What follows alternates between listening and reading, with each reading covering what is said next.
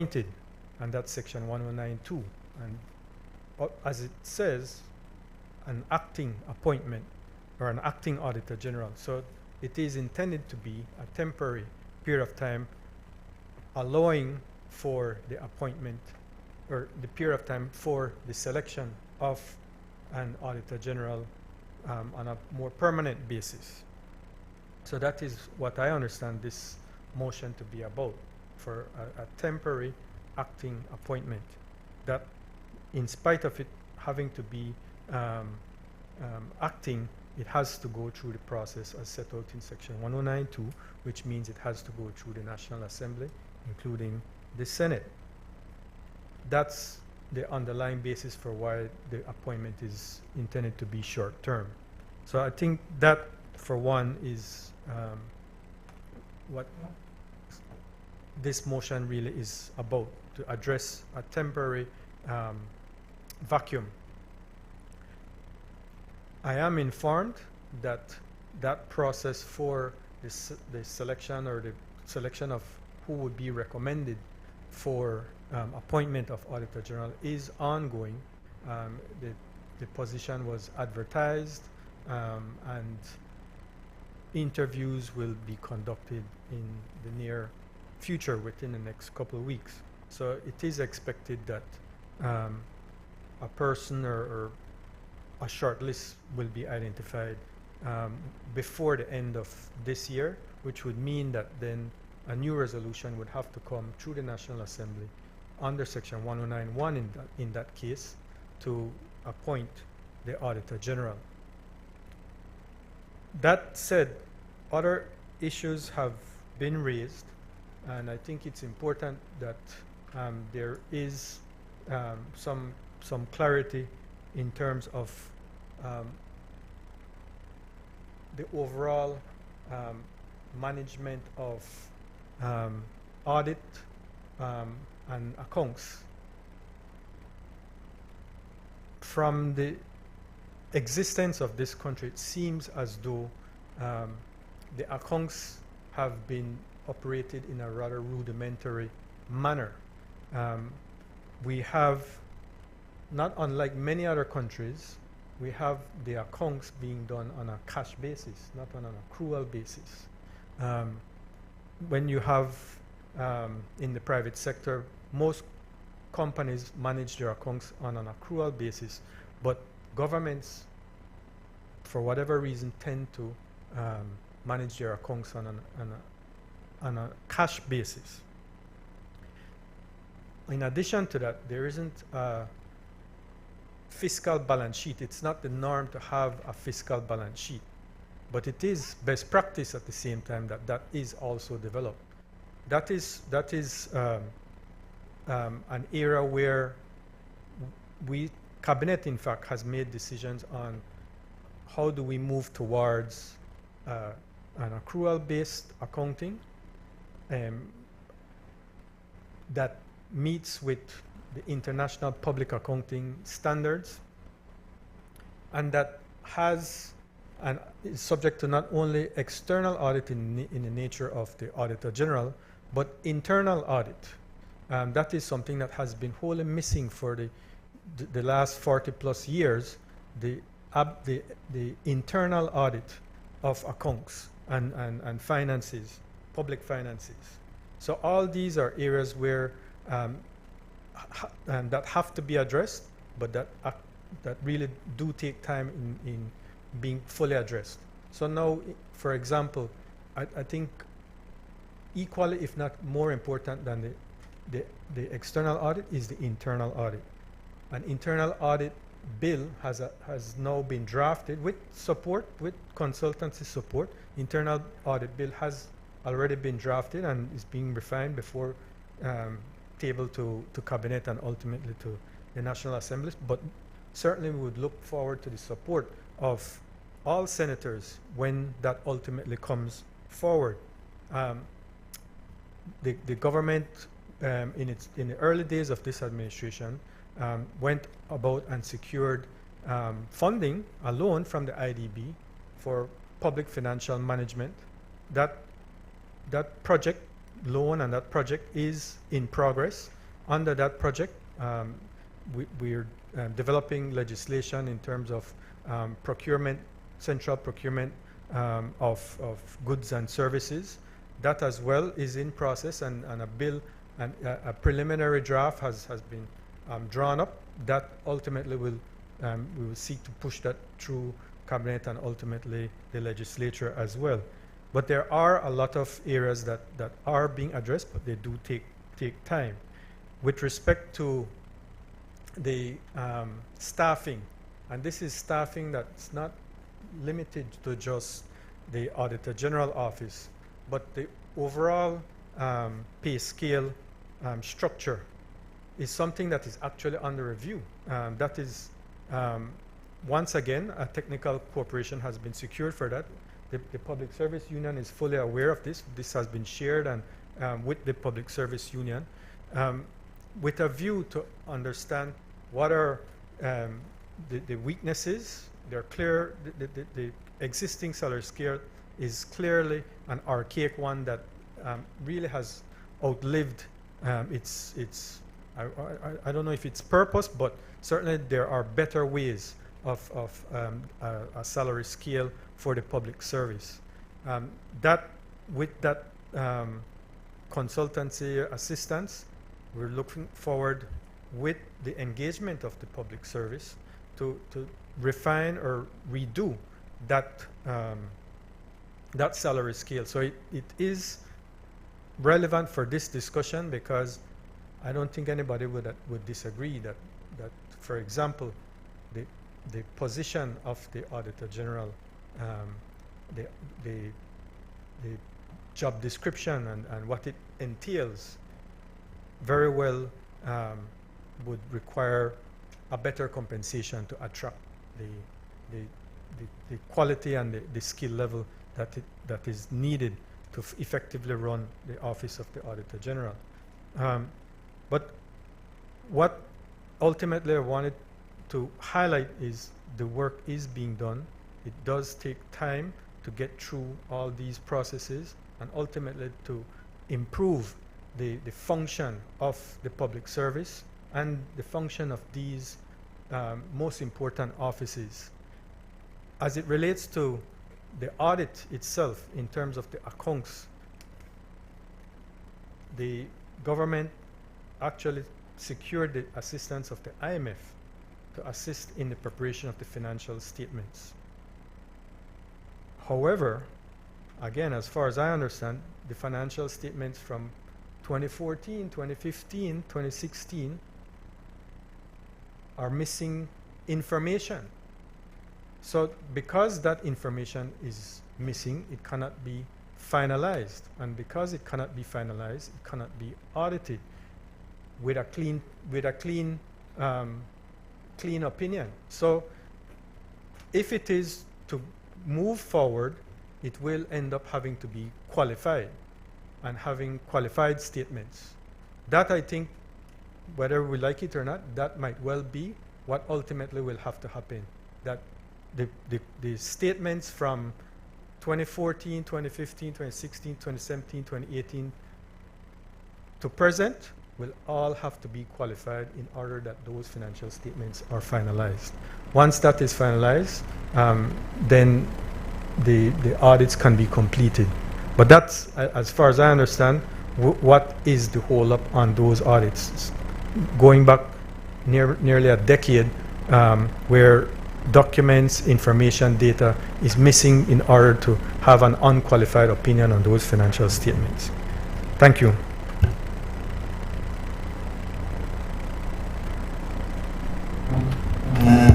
I recognize Senator Antonio Herrera. Yeah, good morning, Madam President.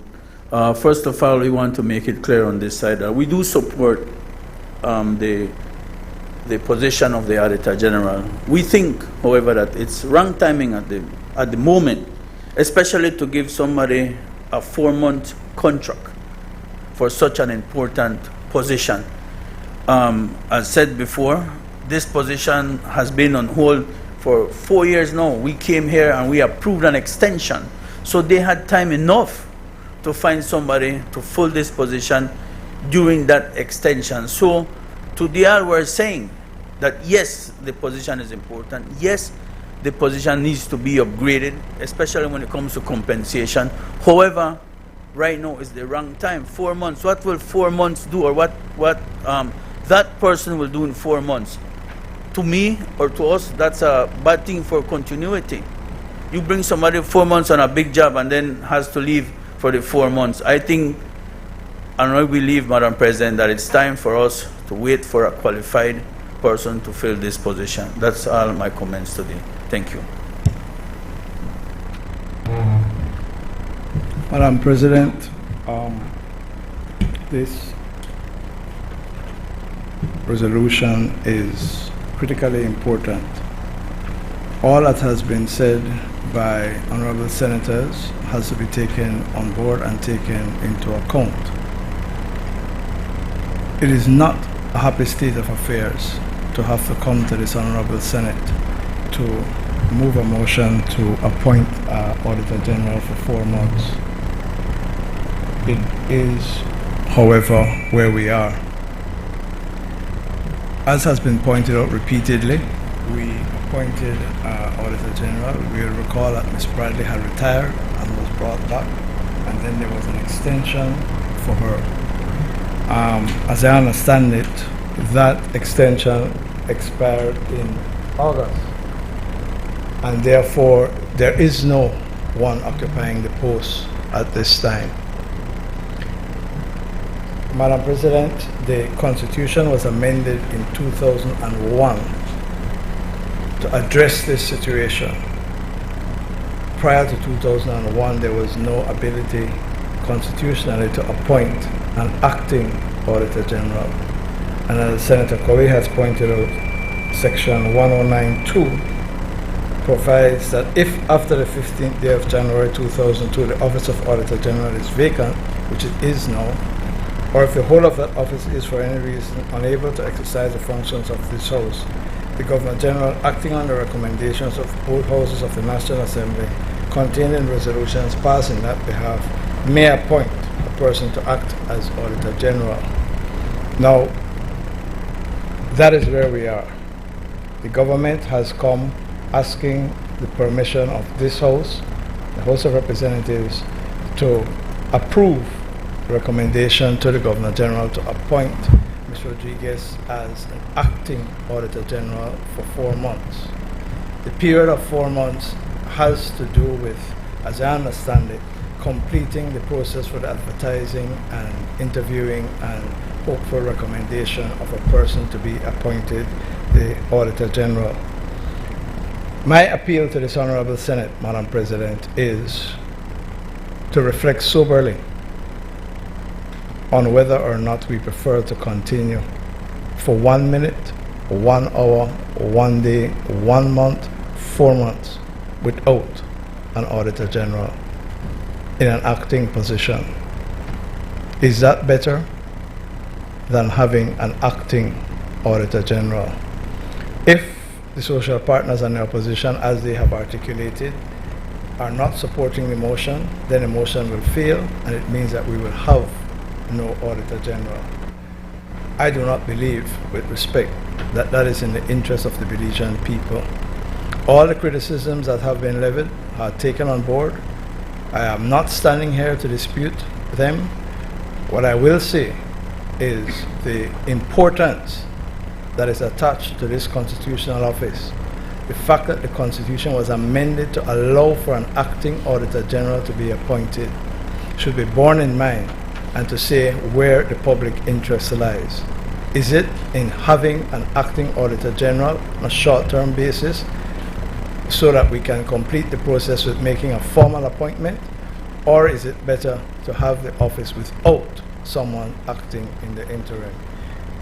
I respectfully urge my colleagues to err on the side of the accountability, which everyone accepts is absolutely needed, and I repeat, the criticisms of the state of affairs are well made, and I will not stand here and seek to dispute them. Thank you, Madam President. Honorable members, that motion is referred to the Constitution and Foreign Affairs Committee for examination, consideration, and report. I also wish to inform at this point that the regular transmission of the Senate meeting has resumed effective 10:25. For viewing audience, we were unable to have regular transmission due to a technical difficulty, but we are now resuming we have now resumed our regular transmission.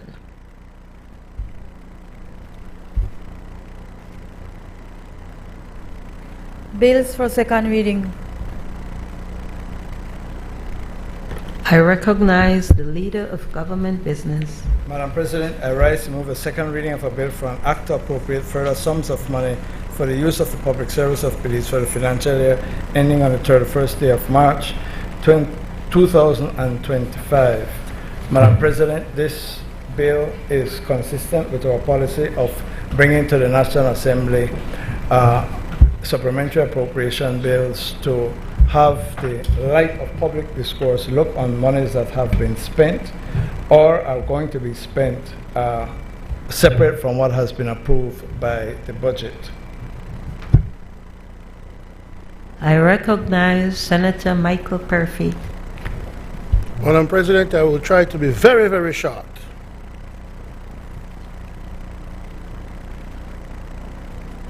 I would like to separate line item 14.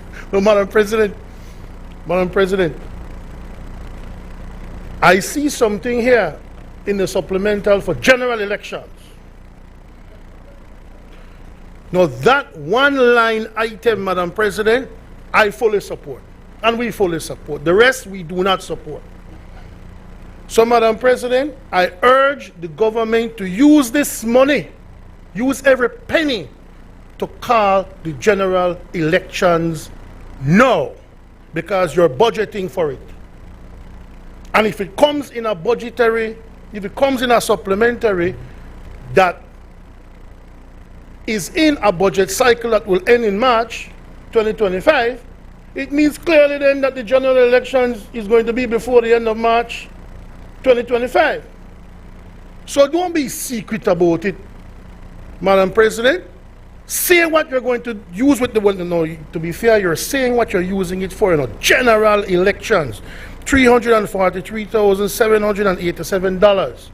So, Madam President, what they should do, the leader of government business should announce the date for the elections. Announce the date for the elections, and we will support it. Tomorrow, it's too late. Madam President, you know, I think it was Senator Bengushe. When we reeled hell,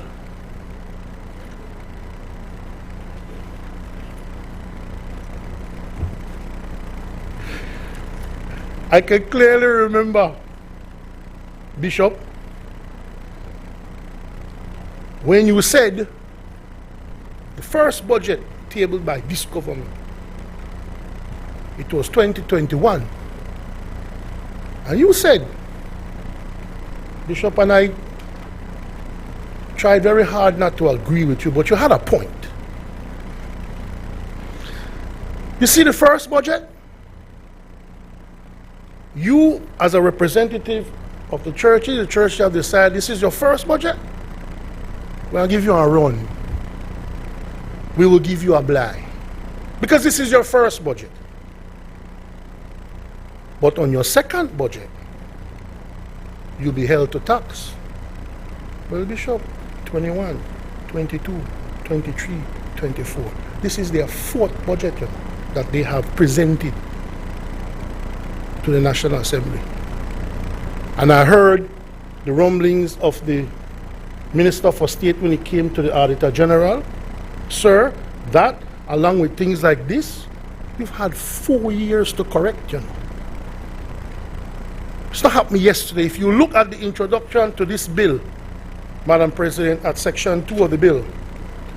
The sums of money appearing in the schedule hereto are hereby declared to be payable for the financial year ending on the 31st of March 2024 for and respect of services mentioned in the said schedule, in addition to the sums appropriated by the General Revenue Appropriation 2024/2025 Act 2024.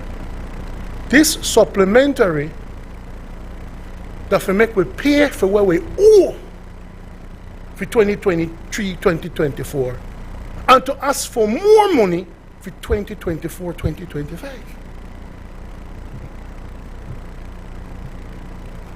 Do you understand what's going on here?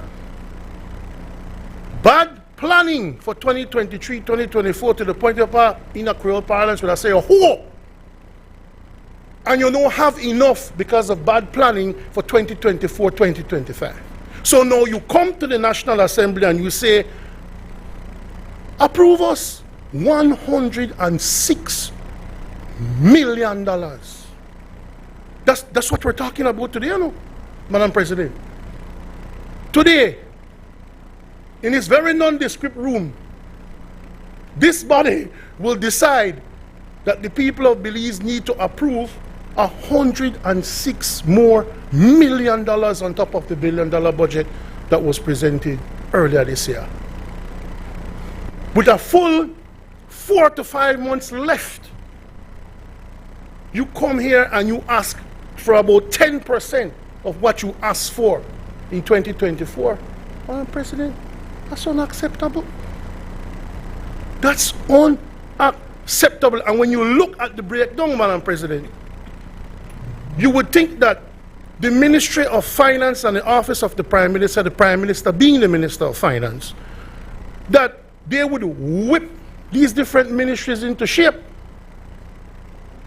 But Madam President, the slackest one is the Ministry of Finance and the Office of the Prime Minister.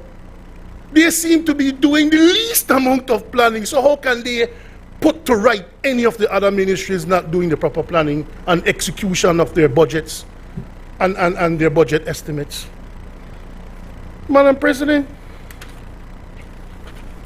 let me go through just a few of them, and my colleagues will go through a few of them, because there are a lot of glaring things. The Office of the Prime Minister approved estimates. If you look at 849,000 plus coming back now today for $73,000 plus. Ministry of Finance was approved 10 million plus, and now they're coming back for 4 million plus. 40%.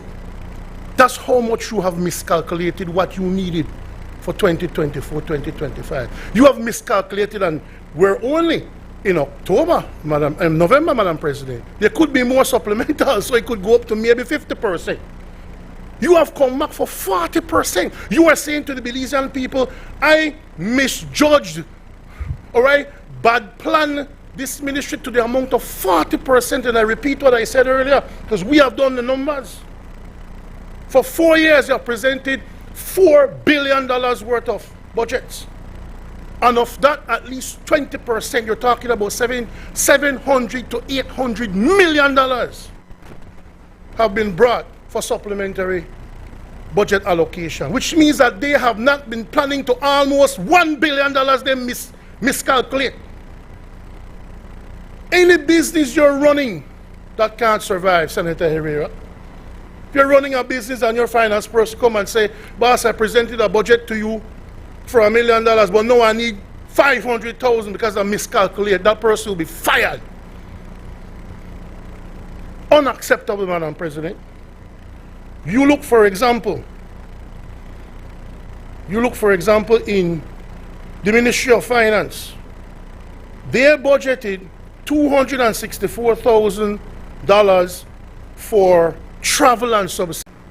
They're asking us today to give them another $22,000 for what? For who? Ministry of Public Utilities, Logistics and E-Governance. They were approved $316,000. Now they're asking today for $200,000. That is crazy. And that $200,000 is just for emoluments, just to pay somebody. Who are you all hiring in that ministry that is going to be paid $200,000 when we just debated an Auditor General bill of a person making $50,000? So don't say you don't have the money to pay who you need to pay. These are lackeys and cronies you're finding jobs for.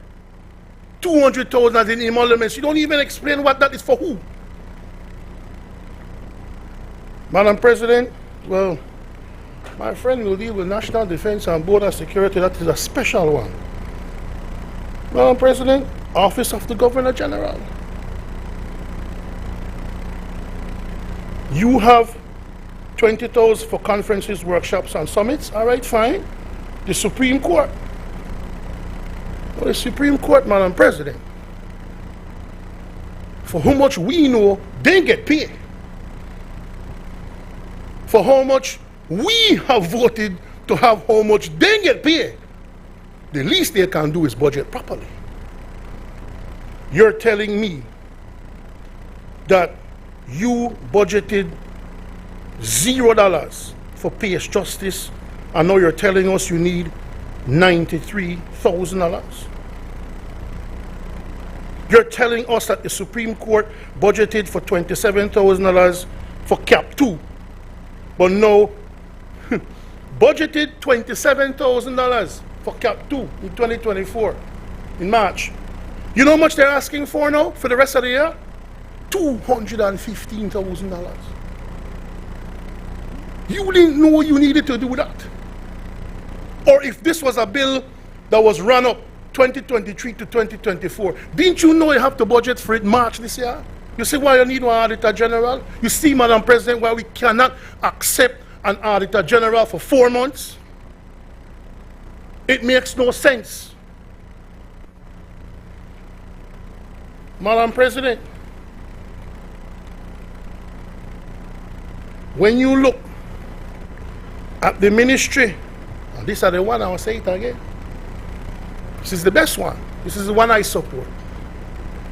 Ministry of Public Service, Constitutional Reform and Religious Affairs, Elections and Boundaries, General Election, $343,787. That one we support. $343,000, sorry, my bad. Let it be whatever it needs to be, but have the election now, please. Belizean people now respond very well to arrogant people in power. You know, careful. The Belizean people love to vote out, you know. All right. Office of the Prime Minister, Cap 2 expenditure. It was approved for the Office of the Prime Minister. The Minister of Finance, $1 million plus, $1.09 million. The Prime Minister is asking for just the Office of the Prime Minister, you know, just the Office of the Prime Minister. An additional $2.3 million. Double.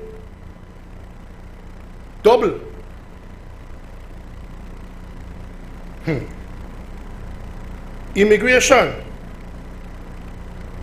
needs $180,000. For the Immigration Services Head Office, they had budgeted for $750,000, and now they need $1.9 million. Assuming that customs modernization, 100 customs and modernization, $155,000. Conferences, workshops, and summits, $252,000. That's not bad, you know. That's not bad, not wait till I get to police. Ministry of Finance for Cap, this is Cap 2, we're still at, you know, Madam President. For Cap 2, the Prime Minister asked this National Assembly for $4.5 million in March of this year. You know how much he's asking for us today? $6.1 million more. The ain't thing here unacceptable. You cannot tell me that for the Constitutional Review Project, you thought you would need $500,000 And now today you realize you need $500,000 more.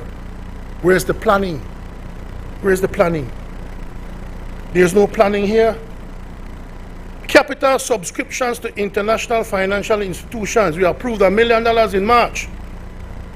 The Prime Minister is asking us today $2.02 million. You never know you had these subscriptions to pay. You see, it makes you wonder, Madam President, especially with the desire to appoint some temporary Auditor General, if these things will really be spent on those things. That's the question. We know why you have the past. We need a government for foot warriors now. Forget about Mr. Barrow. Forget about UDP right now in this National Assembly when it comes to this. We had 4 years. And in 4 years, it showed that we can't manage the economy, can't manage your own budget. The Minister of Finance can't manage finance. And he probably said on TV, if there's anything wrong, no, you know, Senator Cowie, he said it on TV. He said, I'm the Minister of Finance. So anything wrong with finance, you blame me. Not blame Senator Cowie. So when they blame you, they blame him. The Minister of Finance don't know how to manage finance. Madam President, what do we need? Customs modernization, $1.5 million. What's what I'm asking us today? What?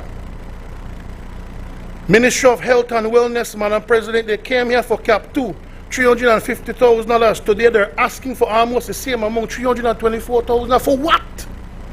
For what? For what?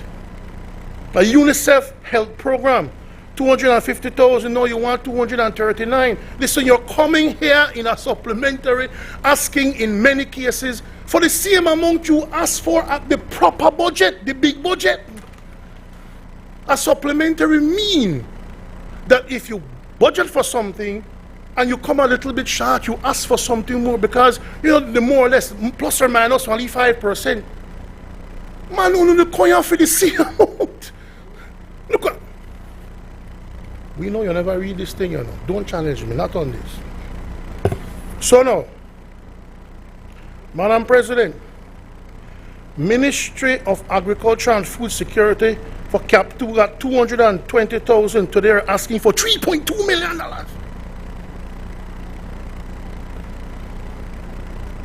It's at item 22, Senator Colette Montero, where it says Ministry of Agriculture, Food Security and Enterprise.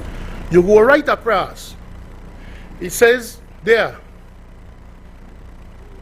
type 2, that for Cap 2, for 2022, for 2025, they claim they only need $220,000. Now they're asking for $3.2 million. Either you don't know how to do a budget, if you're the minister for that, or this is our hustle. What do you need that money for that you didn't need it for just in March? Come on, man. Come on. Madam President, when you look at land acquisitions, 21 million, we need another 9 million, can't throw no stone at me. You don't be like your leader. You know, gaggle our house. To stone all they want. The only thing you can call me that fat. Can't call me no thief. You can say that. So, say what you have to say. When you look at this, Madam President, it is crazy. Ministry of Sustainable Development and Climate Change. Item 26, Senator Montero. Cap 2, you wanted $534,000. Now you're asking for $961,000. Almost more than double. Madam President, really? Really? Madam President, grocery and food assistance program, we don't know who they get then there. We don't know who they get then there. But they budgeted for that $3 million in March. Now they're asking for $2.5 million more. We know an election is close, and you have said that you will call it by the end of March. But this is glaring politicization of the system, man. When your own Minister of Human Development says she don't believe in that. Remember when you first get elected, she don't believe in that. No more Dan. That's what she said. Not only that you love Dan to the amount of $3 million, you're asking today for $2.5 million more. How much you love Dan?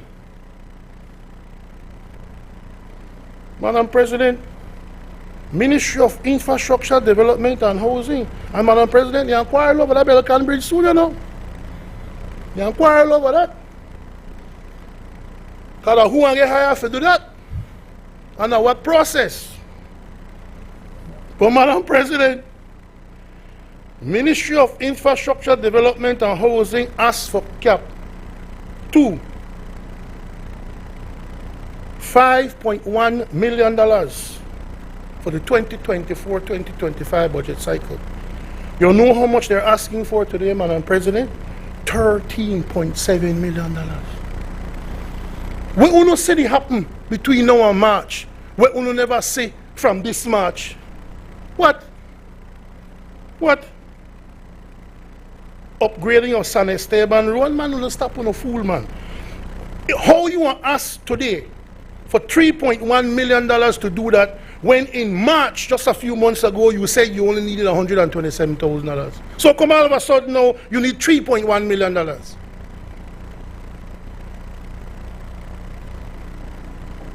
Renovation of the National Assembly is fine, man. It's fine. And let me use this opportunity to say, Madam President, that the renovations here have looked really nice. And we're in an environment that it feels nice. It almost make me less quarrelsome, but it feels nice, Madam President. Back to our regularly scheduled program, Madam President. Madam President, when you look at the Ministry of Economic Development, no, these are the good one. They're asking for monies for stuff that they didn't even know they may do. They had no clue that they needed capital improvement to buildings and facilities because they didn't budget for it in 2024-2025. But you realize now you need $87,000. You need it now before March. No.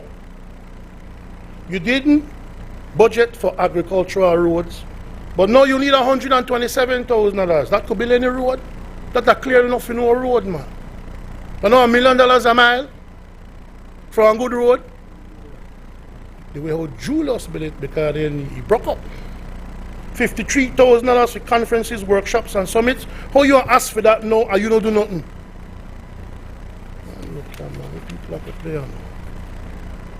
Madam President, Ministry of Rural Transformation asked this Honorable National Assembly for $200,000 in March. You know how much they're asking us for today? $8.4 million. For so many things that they didn't even budget for in 2024. Not even budgeted. And the Ministry of Blue Economy and Disaster Risk Management, Madam President, if they had a little bit of respect for the public, y'all gone for this one, yeah. The entire supplementary is for things they didn't even budget for in 2024, in March. No budget for it. All of a sudden you have vision. You budget nothing for Cap 2. But now you need $1.9 million. I don't understand it. Ministry of Health and Wellness, you needed nothing for Cap 3. But now you are getting or asking for $2.6 million. Ministry of Education, Culture, Science and Technology, $1.9 million for digitization of indigenous Maya movement and legacy Creole recordings documents.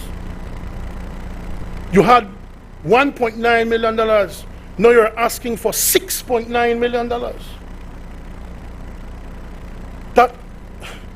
That sound correct to you, Madam President? That sound correct to any rational person? Ministry of Home Affairs, 38th Annual General Meeting and Conference of the Association of Caribbean Commissioners of Police, $376,000. More than we want to put for the general elections. Think about that. You're asking to pay for a conference of commissioners of police $376,000, and that's more than what general elections cost. And you expect people to support that? You expect people to not look at that and not say, why don't you not eat that then people they take me for? What kind of government that claims to have it figured out, that claims to be this guru on the economy and finance, has to come here and ask us for $106 million? Madam President, this is disrespectful and out of order, and we do not support this.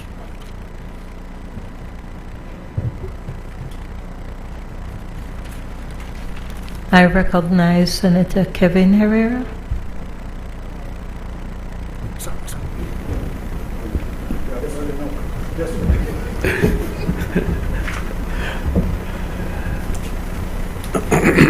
Thank you, Madam. Thank you, Madam President. Madam President, to try to address this in a manner where we understand the impact of it, I'd like to maybe put it in the context of what was approved at the end of March. So we're asking for a supplementary of $106 million. The total expenditure budget was around $1.45 billion. So what we're asking for after 8 months is almost 10% of what was approved in the overall expenditure budget. In the context of the heads and subheads directly related to what is being requested right now, it's 67% of what was approved in these specific line items or heads and subheads. So it's a significant ask in terms of new spending, Madam President, and I think I wanted to highlight that.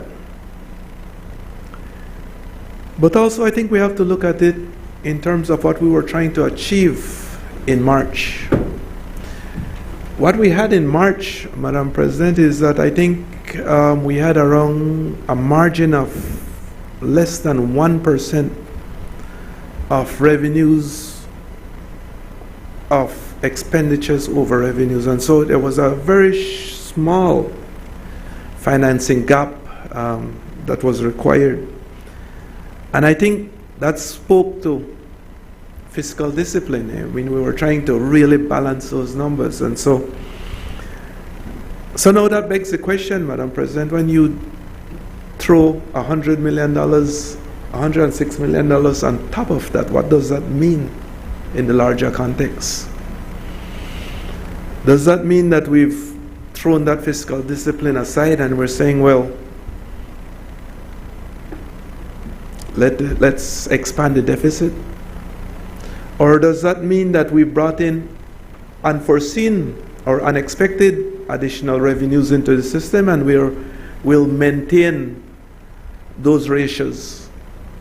Again, the information that was presented to us, Madam President, doesn't speak to that, and so perhaps that's a clarification that Senator Koi will be able to make a little when he does his presentation, if he does one.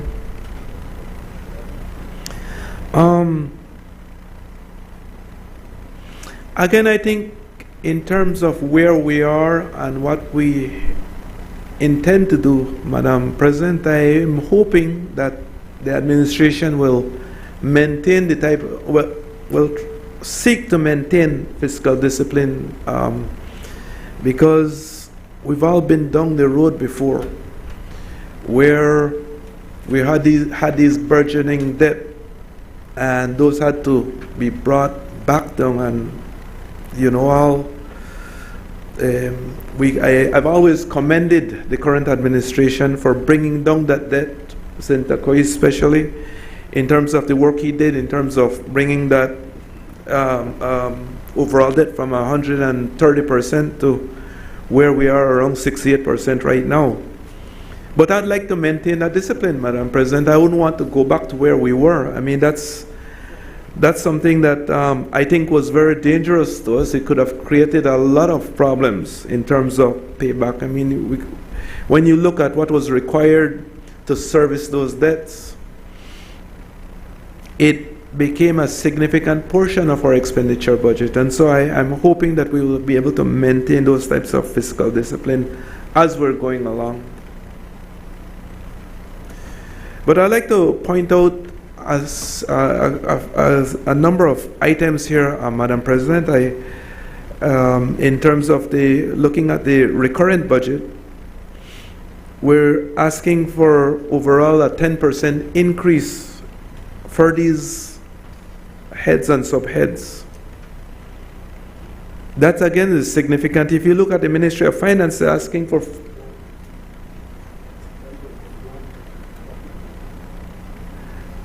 well, it was budgeted in the heads in the approved estimate is 7 million.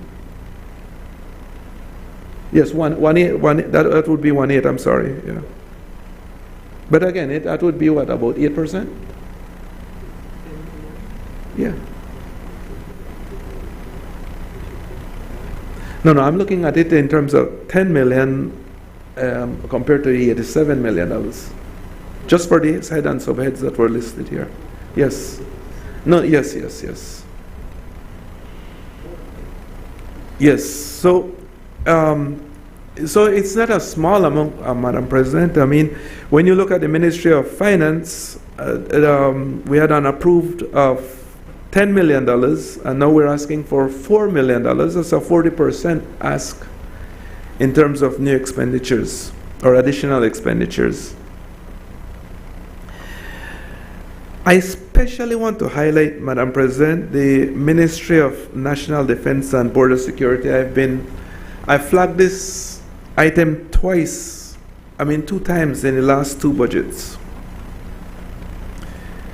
The Ministry of National Defense and Border Security seems like they're copying and pasting previous budgets, and the numbers really didn't make sense. I highlighted this in my budget presentation both last year and this year. In terms of the new personnel, in terms of what was required in supplies, and it just didn't make sense. And so it's not a surprise to me, Madam President, when looking at these numbers again today, I'm looking at the Ministry of National Defense and Border Security is asking for $3.3 million more, or 15% of the $19 million that was budgeted earlier. Now, Madam President, you're looking at there's this, and we've seen it several times in the evening news, where soldiers and our security forces are complaining about the conditions under which they have to work, the resources that they have at their disposal. And I feel that the head of these areas, whoever is responsible for budgeting, should take this process very seriously in terms of trying to get the resources for our soldiers. You know, however we feel about the United States, you know, it's always amazing to see how much emphasis they put on their military and their people who are serving in that regard. I would hope that we can do the same for our soldiers and our security personnel, Madam President. And I think those in the Ministry of Defense, the leaders of the Army, the commandant, I think it's imperative that they look at the budgets very seriously at the beginning of the year to make sure that they can approve the resources that the security forces need.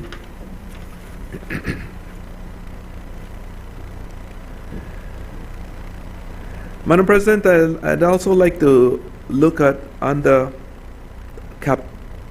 2 budget, new passport systems. 1.3 million, 500,000 was budgeted in March. Again, I suspect that there's a tremendous demand for the new passports, and perhaps that's where it is. But I'm saying that it's a big miss,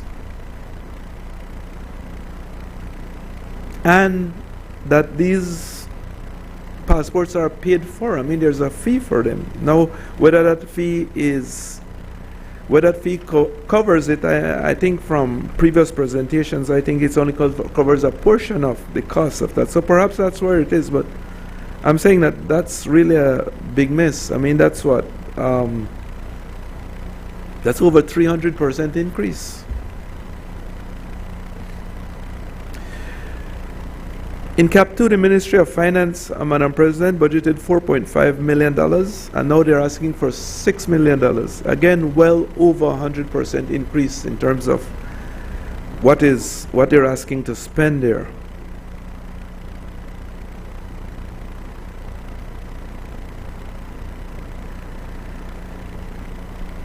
Madam President, I want to highlight the Ministry of Agriculture and Food Security Enterprise. Again, an extremely important ministry. But they were budgeted $220,000 and now is asking for $3.2 million. Again, that's a huge increase in terms of what is being requested. And then the Ministry of Natural Resources and Petroleum, Madam President, this is probably one of the most problematic ones for me, simply because I don't know where that money is going. And if it is money well spent. We keep on seeing these huge amounts being budgeted in Ministry of Natural Resources, and everybody seems to be cool with it.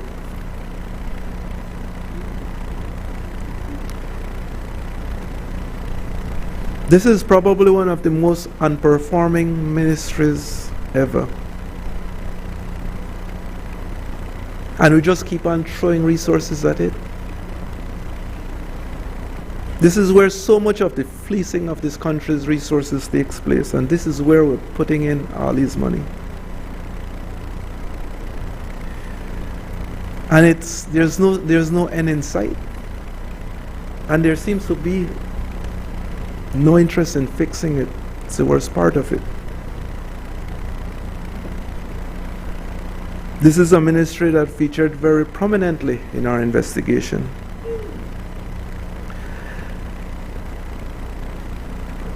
Madam President, GOB infrastructure projects, under Ministry of Infrastructure Development, $8.9 million. I don't have much to say about that except $8.9 million, and nothing was budgeted in that regard for this specific area here. So likely a new project. Just wanted to highlight that. I think though, Madam President, is what we're looking at is we have all these additional spending that are taking place. A lot of money that is being put into these things. And some of them I'm sure are excellent projects and probably will have an impact on the Belizean people. But one of the things I would hope that we could see at some point in this process, Madam President, is for us to have qualitative audits. That when we spend this money, that we're actually getting value for it. Because we all know that activities in many respects are good, but there's also a lot that can go wrong in activities. When you want things to happen, create activities. The easiest place to hide a tree is in a forest. And so I think that we just need to make sure that we're getting value for money for these types of monies that we're spending, Madam President, and we should put some effort into it in terms of making sure that we bring in the audit people to make sure that the monies were well spent. Again, we're a country, Madam President, where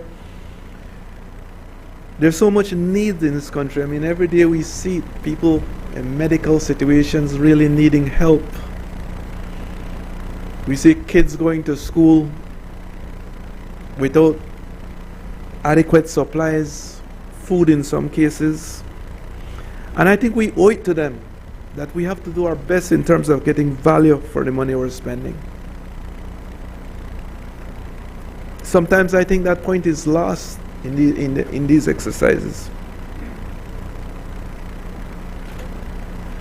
Madam President, I'll only highlight on Cap 3 that what is being requested is 153% of what was originally requested for these heads and subheads that are the comparable heads and subheads in this presentation here.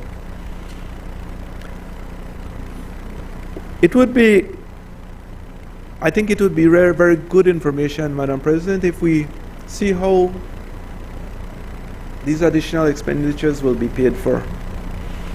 Are they from loans, grants, or are they from additional revenue windfall that we've had that weren't projected?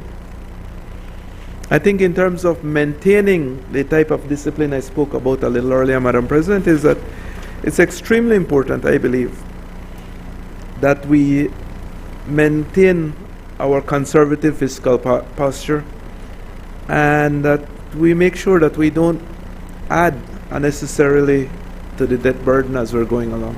Thank you, Madam President. I recognize Senator Bevington Cal. Thank you, Madam President, and good morning to our colleagues here as well. Madam President, with your permission, I would first like to congratulate Speaker Woods. Again, she's a good friend of mine for being elected the chair of the CPA small branches. It's always good to see Belizeans, holding these positions, and we feel really proud of her.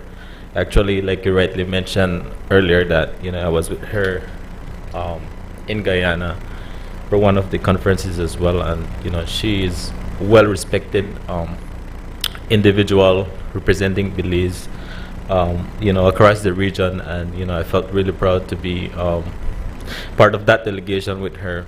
The amount of respect given to us as Belizeans when it comes to this aspect and position, Madam President. So I want to congratulate her and letting her know that we're really proud of her being a Belizean woman representing Belize. Madam President, back to business, like my good friend Senator Perfit mentioned earlier.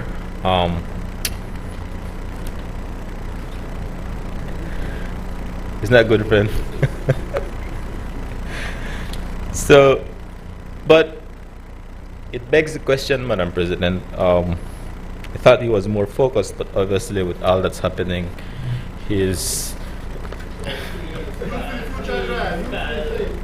I won't call any name or call any building. I'm just saying my observation, Madam President, when it comes to the budget, because this is serious business. This is about the affairs of our country. This is about our people.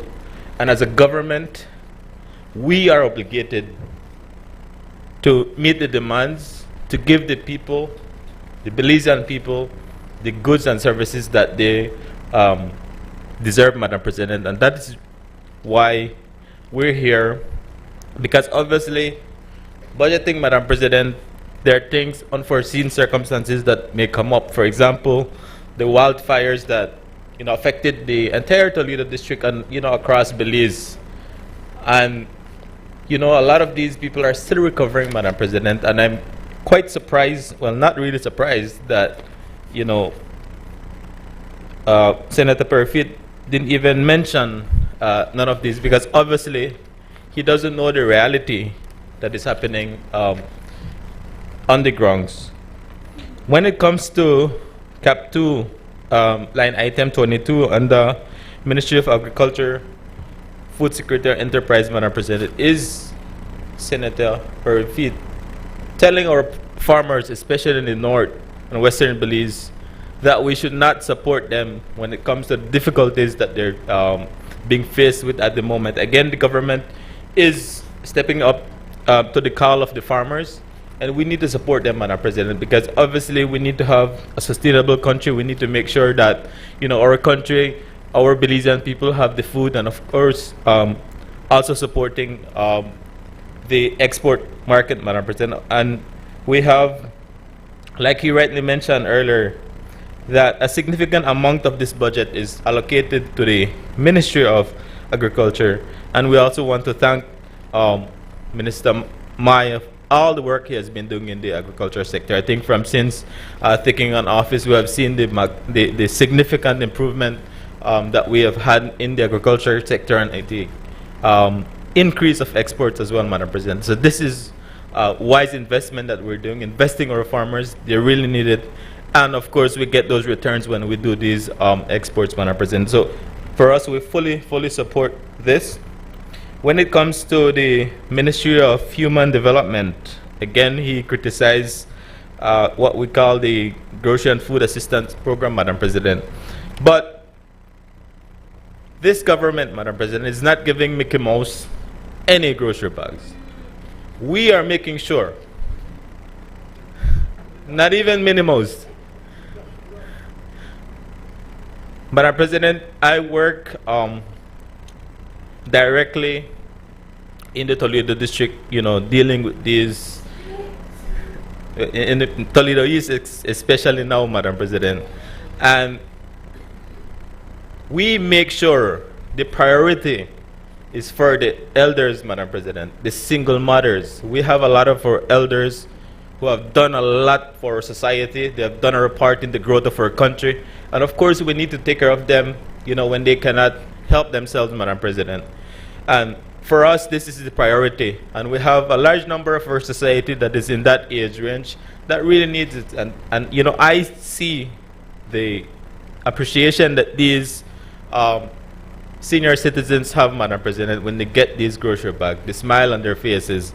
And for me, if we can continue to do that, to support them while we can, I will fully support that, Madam President, and even ask for an increase in this allocation so that we can take care of these elders. We actually support a lot of the organizations as well that deal directly with the senior citizens as well, Madam President, the single mothers, people who are disabled. These are the people who are getting these grocery bags, as we call it, and they're really appreciated, Madam President, and I fully support that. In the Ministry of Infrastructure Development, and of course, we want to commend the work. One of the best Minister of Infrastructure Development that we have, the Honorable Julius Ispat, Madam President, the work he has been doing. And I'm happy to also tell our residents in Toledo East, Madam President, that from this supplementary budget, we're getting our fair share of works that we will get done in our constituency, and of course across Belize, Madam President. But for me, Toledo and Toledo East is at heart, and I need to make sure that we highlight the work that is ongoing, that will happen. From this budget, we're looking at about 3,200, 3,500 loads of crushed material that we will spread across the constituency, Madam President, because we see the demand of the deplorable conditions that was left when this government took office. And of course, it's going to take years and years to try to get back, Madam President. So the amount of work that we're doing, that will be done, will directly benefit our residents, Madam President. And like I said earlier, that this government, any government, is obligated to meet the demands, and the services of our people, and that's what we're doing. The Toledo district, when it comes to farm roads, Madam President, we have a lot of work to do. And as many of you are aware that in the Toledo district, we get the highest rainfall, and of course, our road, get damaged due to flooding and the rainfall, Madam President. And so we have been addressing a lot of these issues.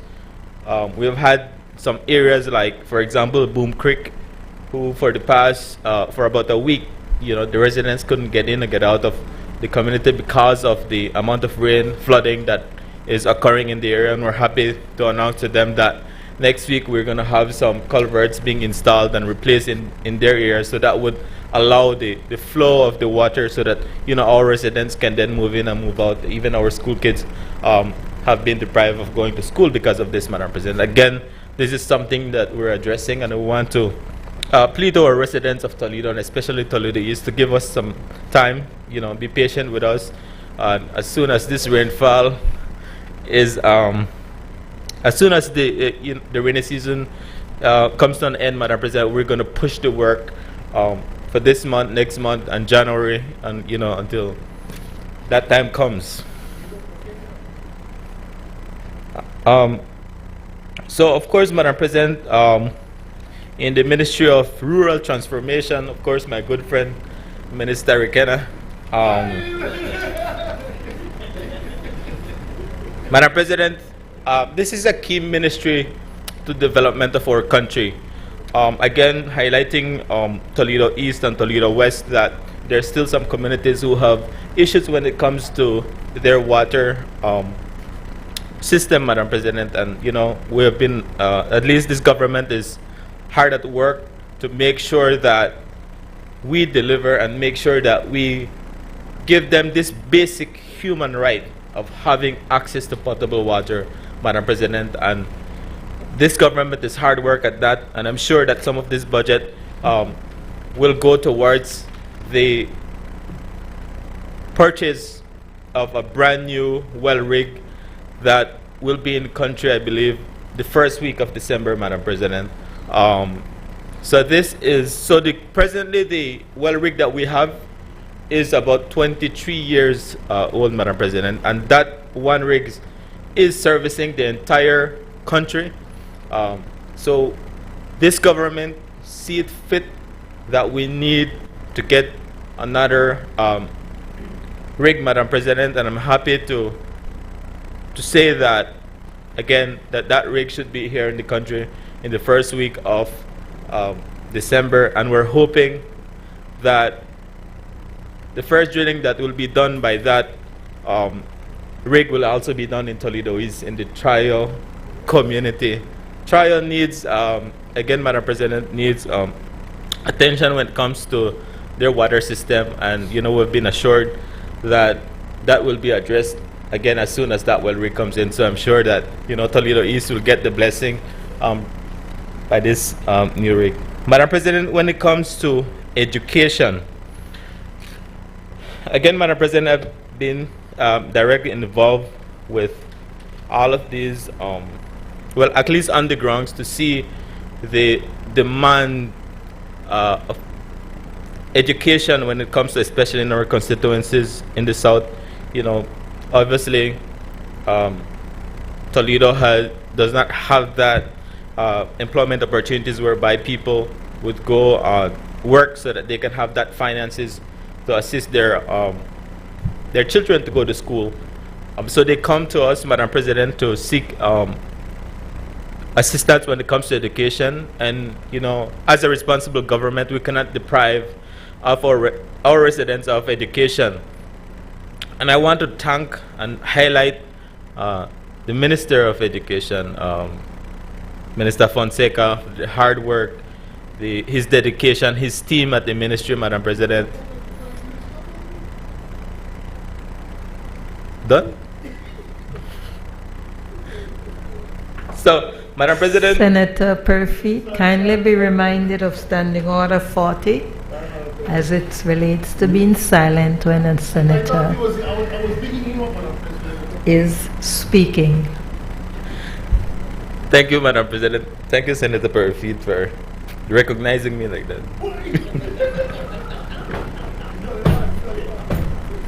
Madam President, but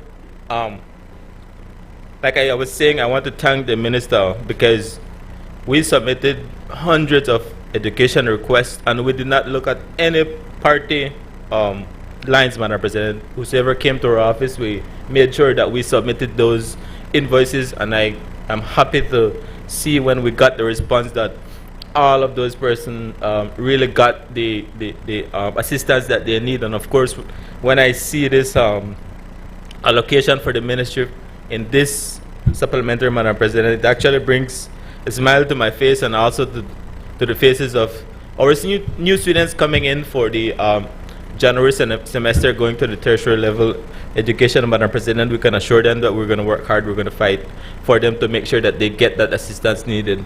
With that said, Madam President, I really want to commend the government for the hard work that they're doing, and of course seeking the support of everyone, including the opposition, and of course Senator Perfit at least agreed that he would support at least part of the budget. But you know, this comes, unfortunately, Senator, this comes holistically, so I'm hoping that you would support the budget holistically. I know that you want the general election to come as fast as we want it to be, but let's have some patience, all right? So, Madam President, thank you very much for my time. Madam President, let me wrap up the debate. Madam President, in accordance with Standing Order 10.8, I move that the proceedings on the order paper be entered upon and proceeded with at this day's sitting at any hour, though opposed. Honorable members, I know a few of you had a quick heart beat skipped, but no, it's just for the, in accordance with our standing orders. Honorable members, the question is that the proceedings on the order paper may be entered upon and proceeded with at this day's sitting at any hour, though opposed. All those in favor kindly say aye. Aye. Those that go against kindly say no. The ayes have it.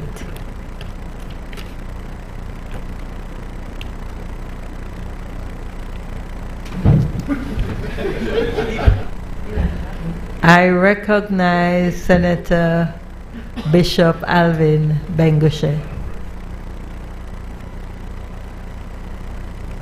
There is so much to digest in this whole affair that I was deep in thought when you called me. But Madam President, I want to make my submissions and contribution to this supplementary appropriation schedule for fiscal year 2024-2025. Madam President, allow me, however, to remind the Senate that in this month of November, the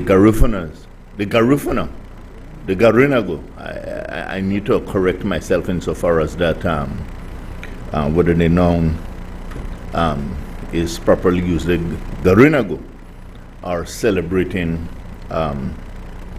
their different activities and will be celebrating the great day of the 19th of November. In this month of November, it is important to be able to speak to that, especially in light of the activities that have already taken place and the activities to come. It was in this week that they also had the selection of the Queen. I want to commend all the young people from the various districts who participated and those young ladies who made us proud as Garinago. And I think I'm very heartened when I see these young people participating in the way they have, because at least it gives me a very good indication as to the future. And I can say that with these young people, the future is in good hands, especially insofar as the culture is concerned. Madam President, I want to perhaps just speak to two specific issues insofar as the supplementary appropriation is concerned. And normally what I try to do is to be able to twin the Ministry of Natural Resources Petroleum and Mining with the Ministry of Infrastructure Development and Housing insofar as land is concerned, and also insofar as housing is concerned. And I have made some contributions on this aspect in the past, and I think it is very appropriate, especially in the supplementary appropriations, that as we speak to these specific issues, that we pay much attention to it. And I say that, Madam President, because I recognize, especially in the area of land acquisition, which we have spoken about in the past, and I can see that which was appropriated before and that which is been asked for at this time under the Ministry of Natural Resources, Petroleum and Mining, under land acquisition.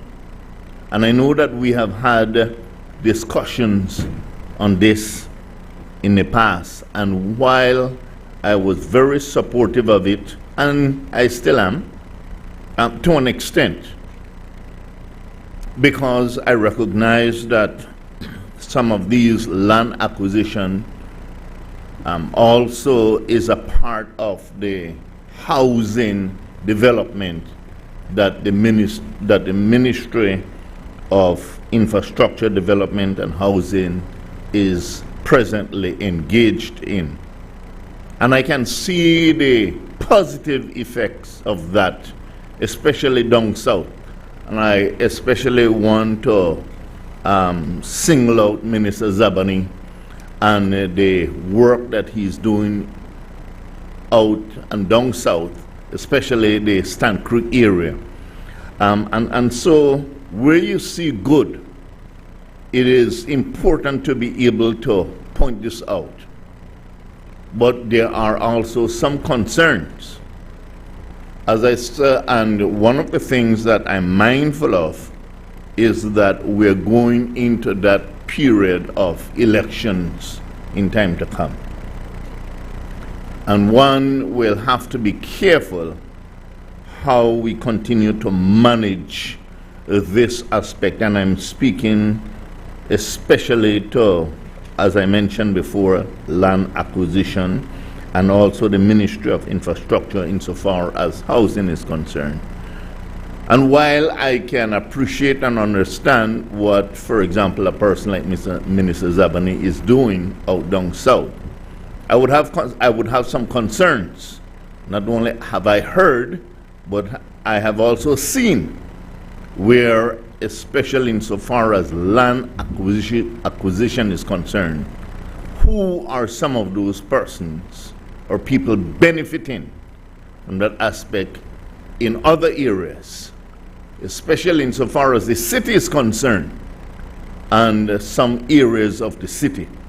And I think it is important to be able to understand that as land acquisition is done, especially insofar as for housing development purposes, that the people who need it most are the people who will most benefit from these things.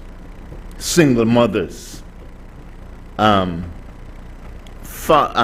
young people who perhaps would want a good start, and perhaps they having a piece of land or having a house would give them a good start.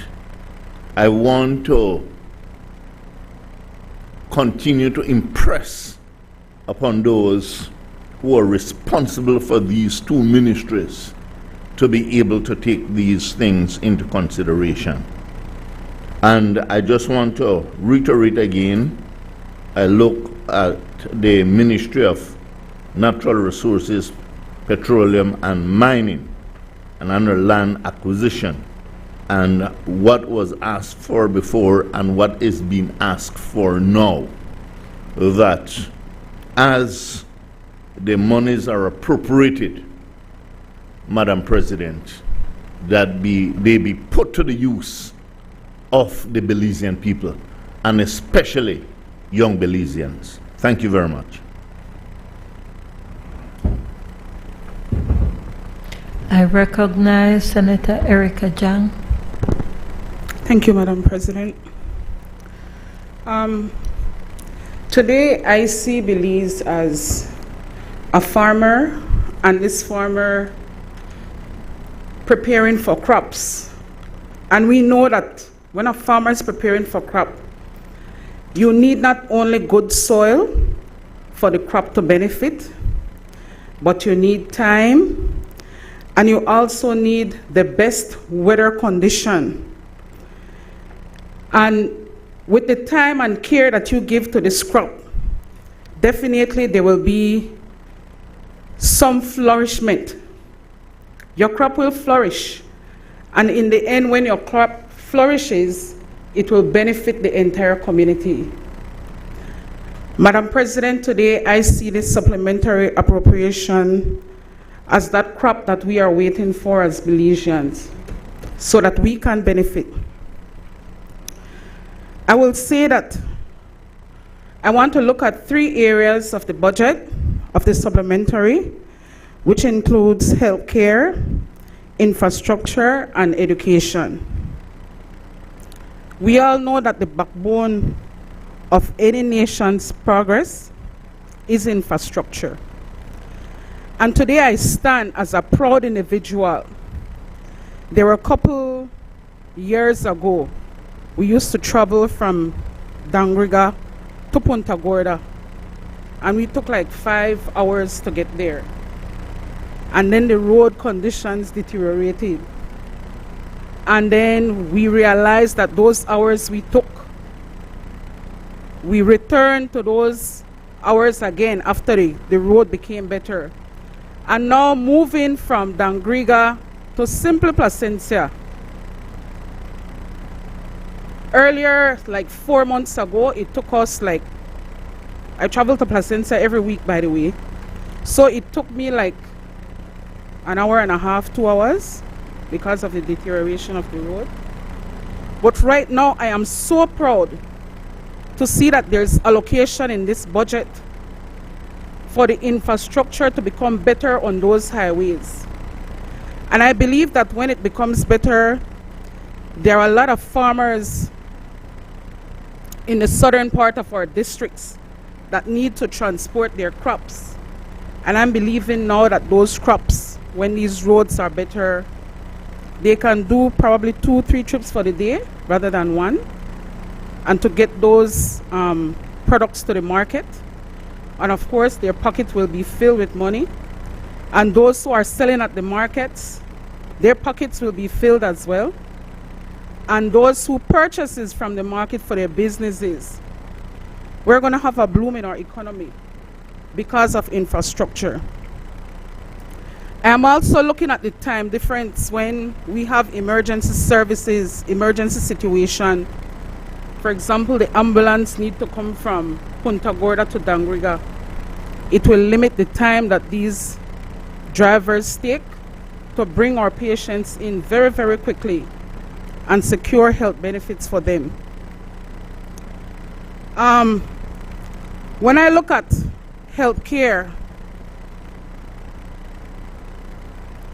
it is time now that the rural people enjoys the same services of those of us who are living in towns and in the cities. So I applaud the efforts of the minister ensuring that there will be new clinics that will provide better services for the rural individuals in Punta Gorda. And finally, Madam President, looking at education, I think that we are aware that 60% of our students who are living in rural areas, they have no access to technology. And in this growing area, it's needed. As a teacher, there are a lot of platforms that have been introduced on the online platform that allows students to learn even by themselves. They can help themselves as well. They can help their parents at home. Their parents can also help them. There are stuff like Edmodo, you have Kahoot, you have Google Classrooms. You have all these new platforms that are there that enable students to actually become self-taught. And I think that's a good initiative for us in this country to ensure that they can be well-rounded.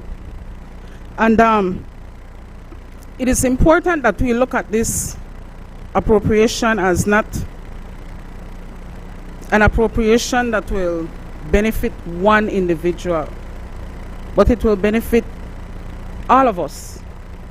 I need to say no more, Madam President, because my colleague has mentioned a lot of how this appropriation is going to benefit individuals of the Southern Belize, Toledo, and Dangruga especially.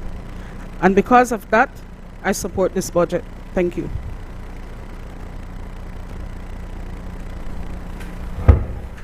I recognize Senator Glenfield Dennison. Senator John, can you take off your mic? Appreciated, Madam President. Madam President, I'm just going to be brief on this matter. A lot has been said by my friends and colleagues, which I align with on both sides of the debate. One can hardly dispute that the country's development requires the sort of financing that is envisioned in this supplementary. And I think it's important that I start my brief deliberation here in that regard. I want to say, Madam President, only that we have heard the question of supplemental appropriation over and over and over again. It is a necessary evil, and I appreciate that insofar as there may have been underestimates created by natural disasters or things that would have led us in a position that we could not have foreseen, that it is an important function of Parliament to permit the executive to be able to do the work that is necessary. The senators from down south have quite eloquently highlighted the work that they see on the ground as a result of these works. So, Madam President, I really only rise to ask a few questions. The first being whether we could have some deliberations or explanations as to why it is, in the face of all the best practices that exist in relation to budgeting, that some of the line items either, and I make the exceptions already earlier, I'm not asking about those, some of the line items really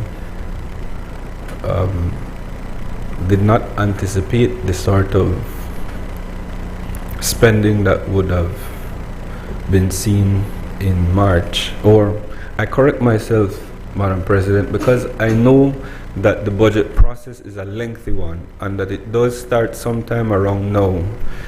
Senator, Minister of State will correct me if I'm wrong, but I know the budget process is not a simple one. It does start in the line ministries sometime around now, and the FOs and so are putting together what they believe to be their budget, and they're trying as best as possible with information that they have to plan for the year ahead.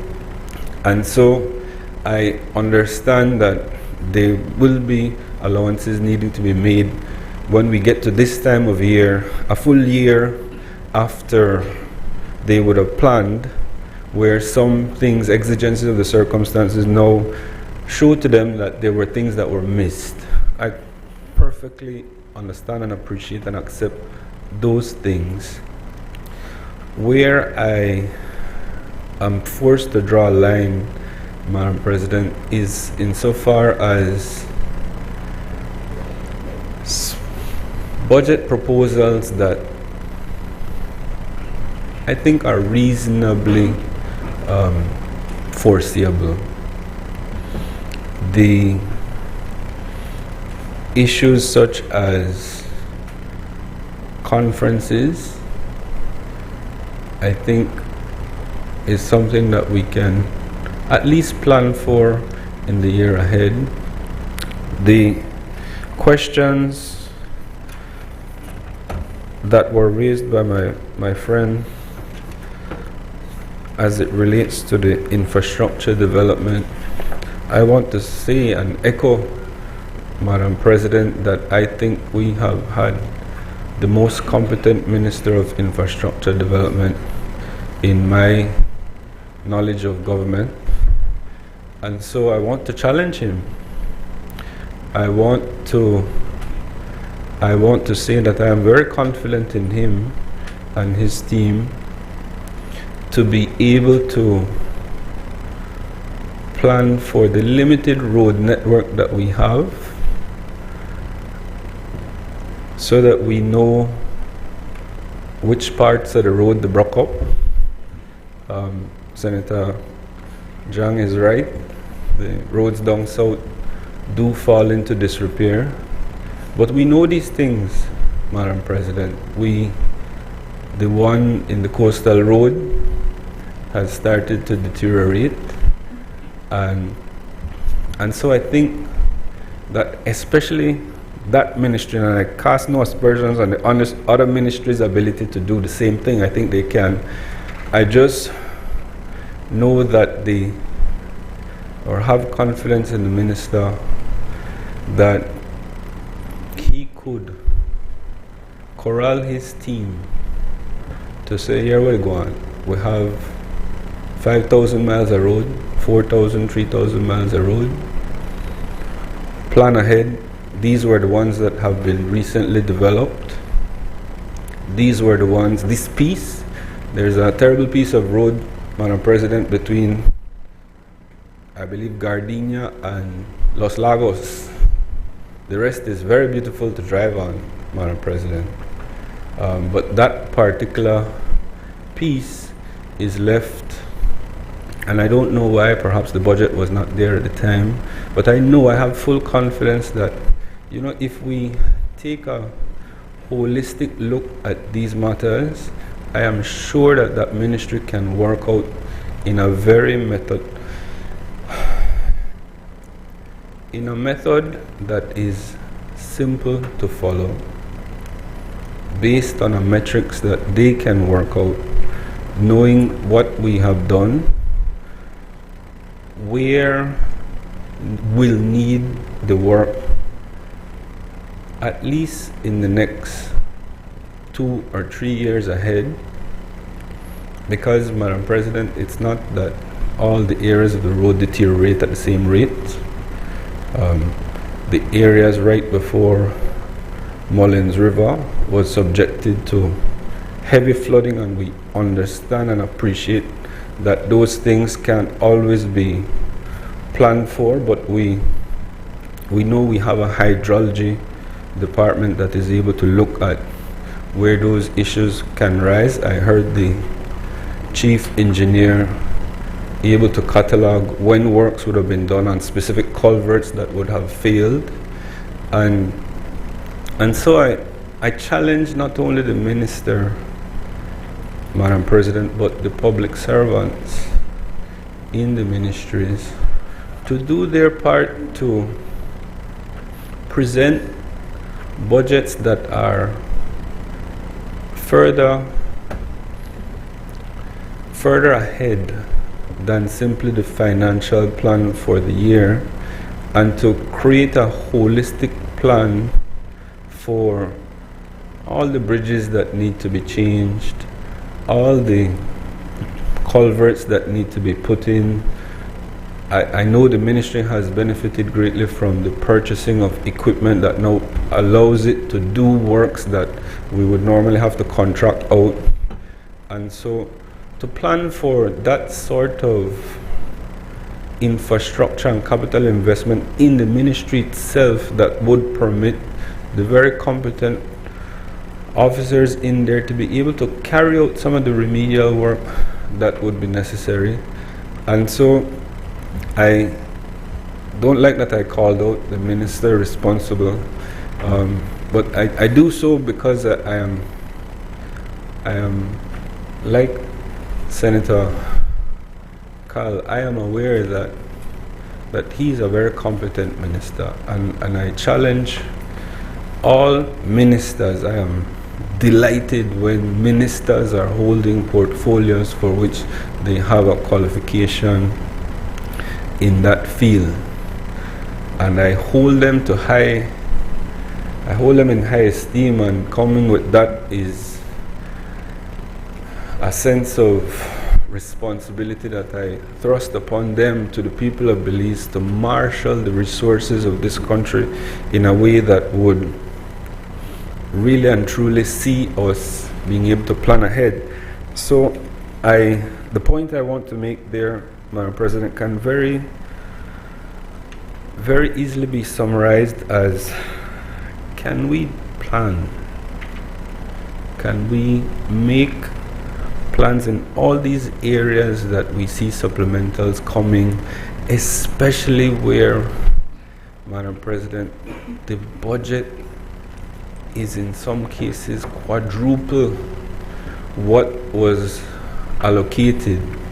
No, I say allocated, Madam President, because I am aware of circumstances where these ministries do make presentations for things that are not approved later.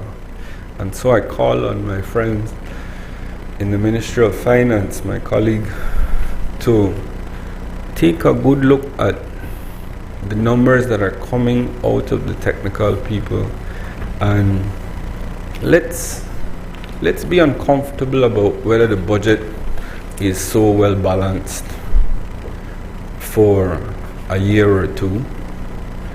I think it is undisputed the work that the Minister of State and the Ministry of Finance has done over the last 4 years. I commend him, and I say let's now look at ensuring that the things that he has heard me say earlier, Madam President, I was delighted that he heard me. Let's put in some of these things so that we're not here again sometime between now and March for another supplemental.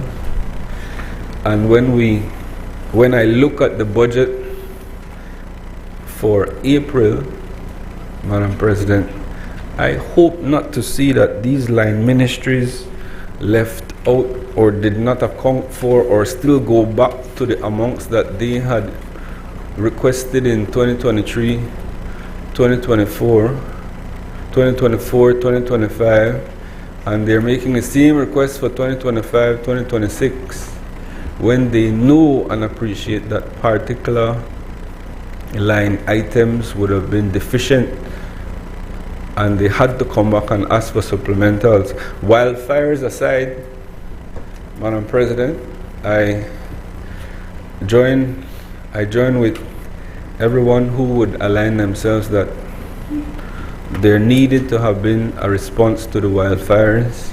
I don't know, it was so unprecedented, Madam President, that I do not think any government, any technical answer would have been able to foresee the extent of the damage and the need for the sort of social assistance that would have been needed to be brought to the farmers and the citizens of Belize from down south. I applaud any effort to assist them in that regard. And so, Madam President, the question that I want to leave with, Madam President, is, can we take a sober reflection in the next budget process that is going to start either very shortly or has started, and ensure that instead of trying to balance the books in a way that looks appealing to our outside partners, that we try to reflect the real position, because I don't really understand budgets like that, Madam President. I can't, like my friend from the chamber, analyze it with statistics, or my friend who is the minister explain, in great detail what the numbers look like. But I represent the working people of Belize, Madam President, and I can tell you, they feel like whatever the budget is, whatever GDP, whatever, they don't understand that, but what they understand is how, when their money is not enough and they don't have the ability to request a supplemental, how they feel, and they're hurting, Madam President. And so if it is that we need to do the budget in such a way that spreads the funds that are actually required to get the programs on, to pay people what a living wage is, then let's do that, Madam President. Let's do it properly, and let's not be back here quarreling about a supplemental, except in the circumstances where we really need to. I thank you and I yield. I recognize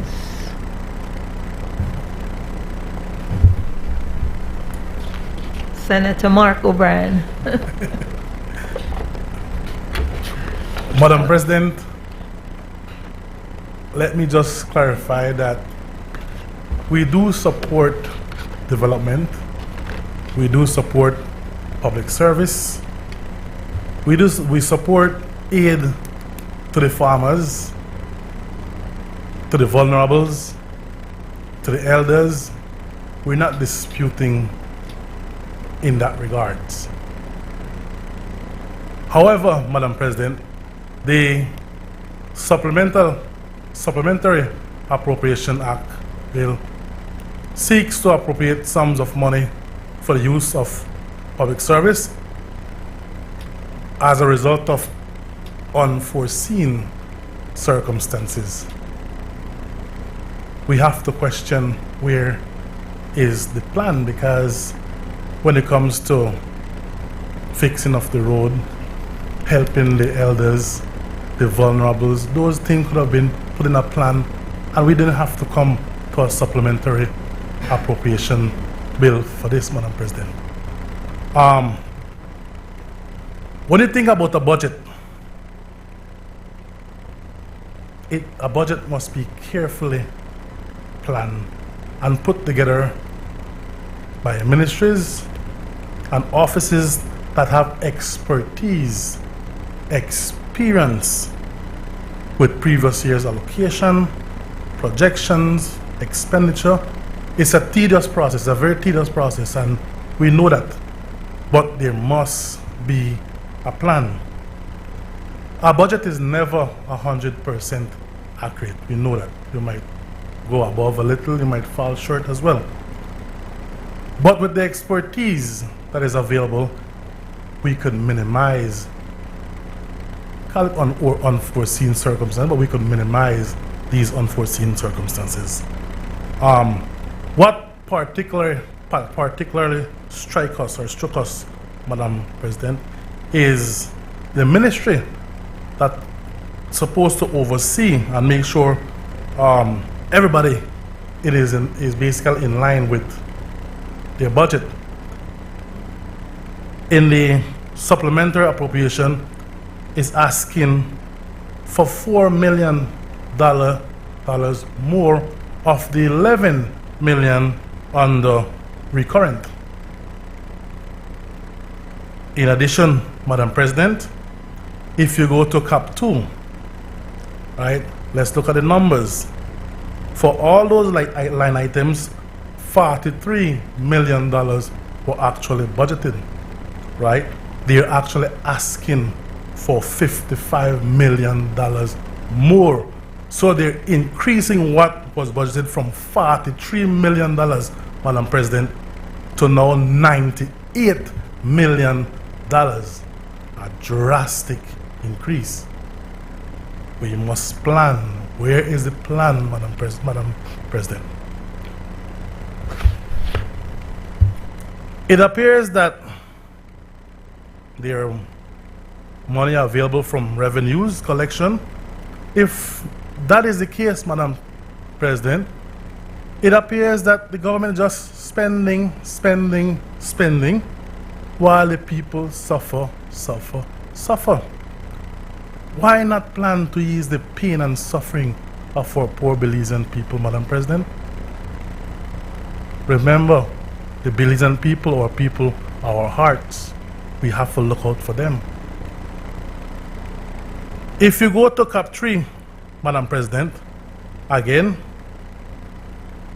the estimated that was budgeted is $27 million, right? The supplementary is coming for $41 million more. Basically, again, going from what was budgeted of $27 million up to now $68 million, Madam President. What is the reason for the sudden spending spree, Madam President? It gives cause for public and opposition concern. Basically, demonstrate poor planning, Madam President. Like I said, Madam President, we do support development. We support aid for the vulnerables, for the elders, for the farmers, for those that suffered from the disaster of the fire, Madam President. However, we need to ensure that we plan properly and ensure that what we plan, when it's executed, it is accountable and transparent as well, Madam President. Thank you. Senator Christopher Cowie. Thank you, Madam President.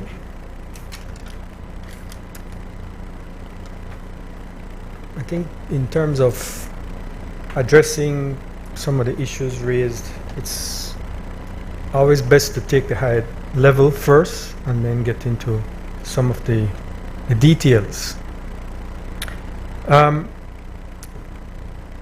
I think there's no doubt that under the leadership of Prime Minister Briceño, fiscal management, debt management have been of the highest priority. And for good reason. Our economy, our public finances were in shambles when this administration came into government. It was not an easy task to turn this around, but this administration has turned it around in dramatic fashion. We can start with the numbers. I think Senator Herrera spoke about the debt to GDP and how we brought down the debt. That ratio from 130 to actually it's lower now. It's at 63%. How does the debt go lower yet the Senator Perfy talks about billions in debt being built up? Because it's a lie. As straight as it is, it's a lie. What has the debt been then as opposed to what the debt is now is roughly the same. The debt over 4 years has gone up just about 4%. The country's debt has gone up just about 4%. You know how much the economy has grown? Over 30%. That's why your debt to GDP goes down, because we grow far faster than how the debt goes up. So it's nonsense. It's straight nonsense to talk about, oh, it's 2.5 billion in debt. It's not. That's just straight lie. Now, that's the debt.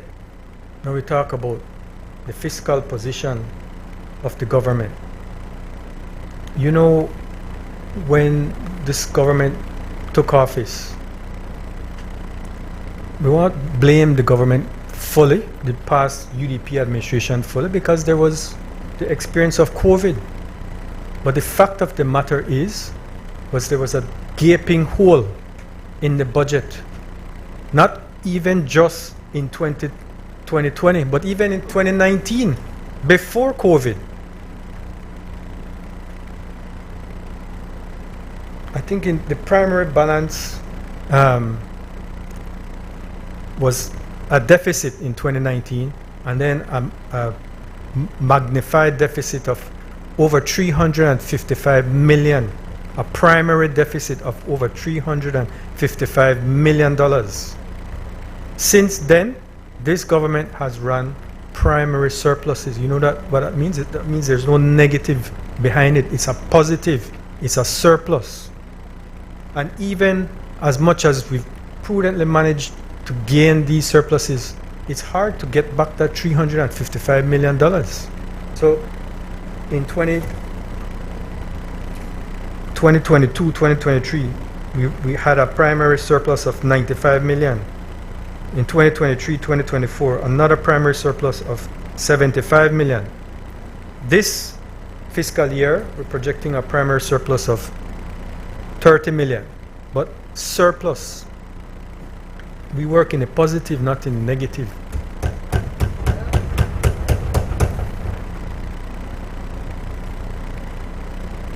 So let's be clear about how we are operating the finances of the government.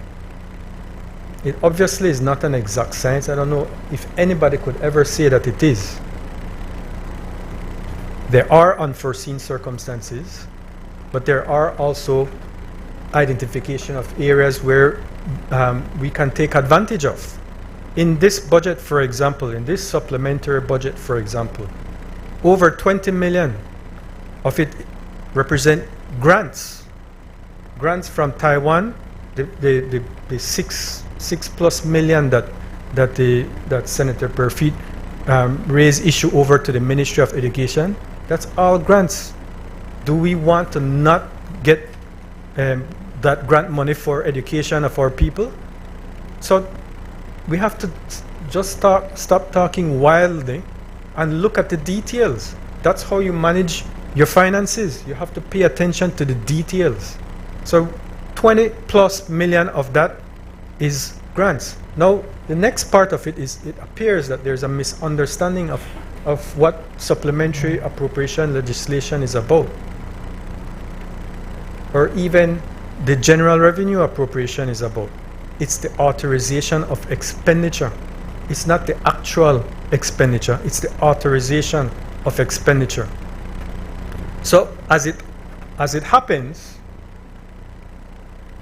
I think both Senator Herrera and Senator Perfit spoke about the immigration. Yes, an allocation of 1.5 to 2 million for additional passports. And yes, there are fees that are paid for those passports. But you don't set those off. It's just the rules of budgetary appropriations. You don't set those off. You have, even if we collect the fees, we have to get authorization for that appropriation. So that's where we're including that in the supplementary appropriation. So it's important to understand what actually we are doing here. It's seeking authorization for expenditure. It's not the actual allocation. It's not the actual expenditure. So we have approved estimates for fiscal year 2024-2025. So you know, how that process works, and Senator Dennison spoke about the commencement already taking place, having a budget call, and then going through that process. In going through that process, each of the ministries come up with their proposed budget, and then Ministry of Finance, yes, has to rely on the finance officer and the ministry, the respective ministry, and as to what they're proposing, but at the same time have regard to what we can afford. And it's in that process that we ultimately come with a proposed budget estimates, and that is what is presented to the National Assembly. Every ministry has their priorities, and they don't all get it right. Nobody is perfect, but that's where we are. That's how our budgetary process effectively functions. We have all this set of approved estimates now, but it invariably, every year as we go along, in recurrent, in capital, the government or the respective ministries actually don't spend all that is allocated. So why we are here in terms of supplementary isn't necessarily to spend more of what is appropriated for, but because there are additional items that need to be addressed, most of which are a large component of which are the unforeseen expenditures. But there are other components that have to be addressed that weren't at the preparatory stage for the budget. So this is what this supplementary reflects. The list as it is stated. In terms of appropriations, and in the very beginning of this administration, you would see 3 or 4 supplementary appropriations coming forward, and again, it's to follow the law, follow the rule of law that wasn't being followed before. Following the rule of law to be authorized, to get authorization to spend. That doesn't mean it's all going to be spent, but at least you're going forward to try and get the authorization as or respecting that rule of law. Comparing the past several years of appropriations as a percentage of the approved estimates, the original approved estimates, while we have had multiple supplementaries approved in prior years, you will note that this is the first and hopefully the only one in this year. When we look at all those supplementaries by fiscal year, in fact, this year will represent the smallest supplementary as a percentage of the total approved estimates.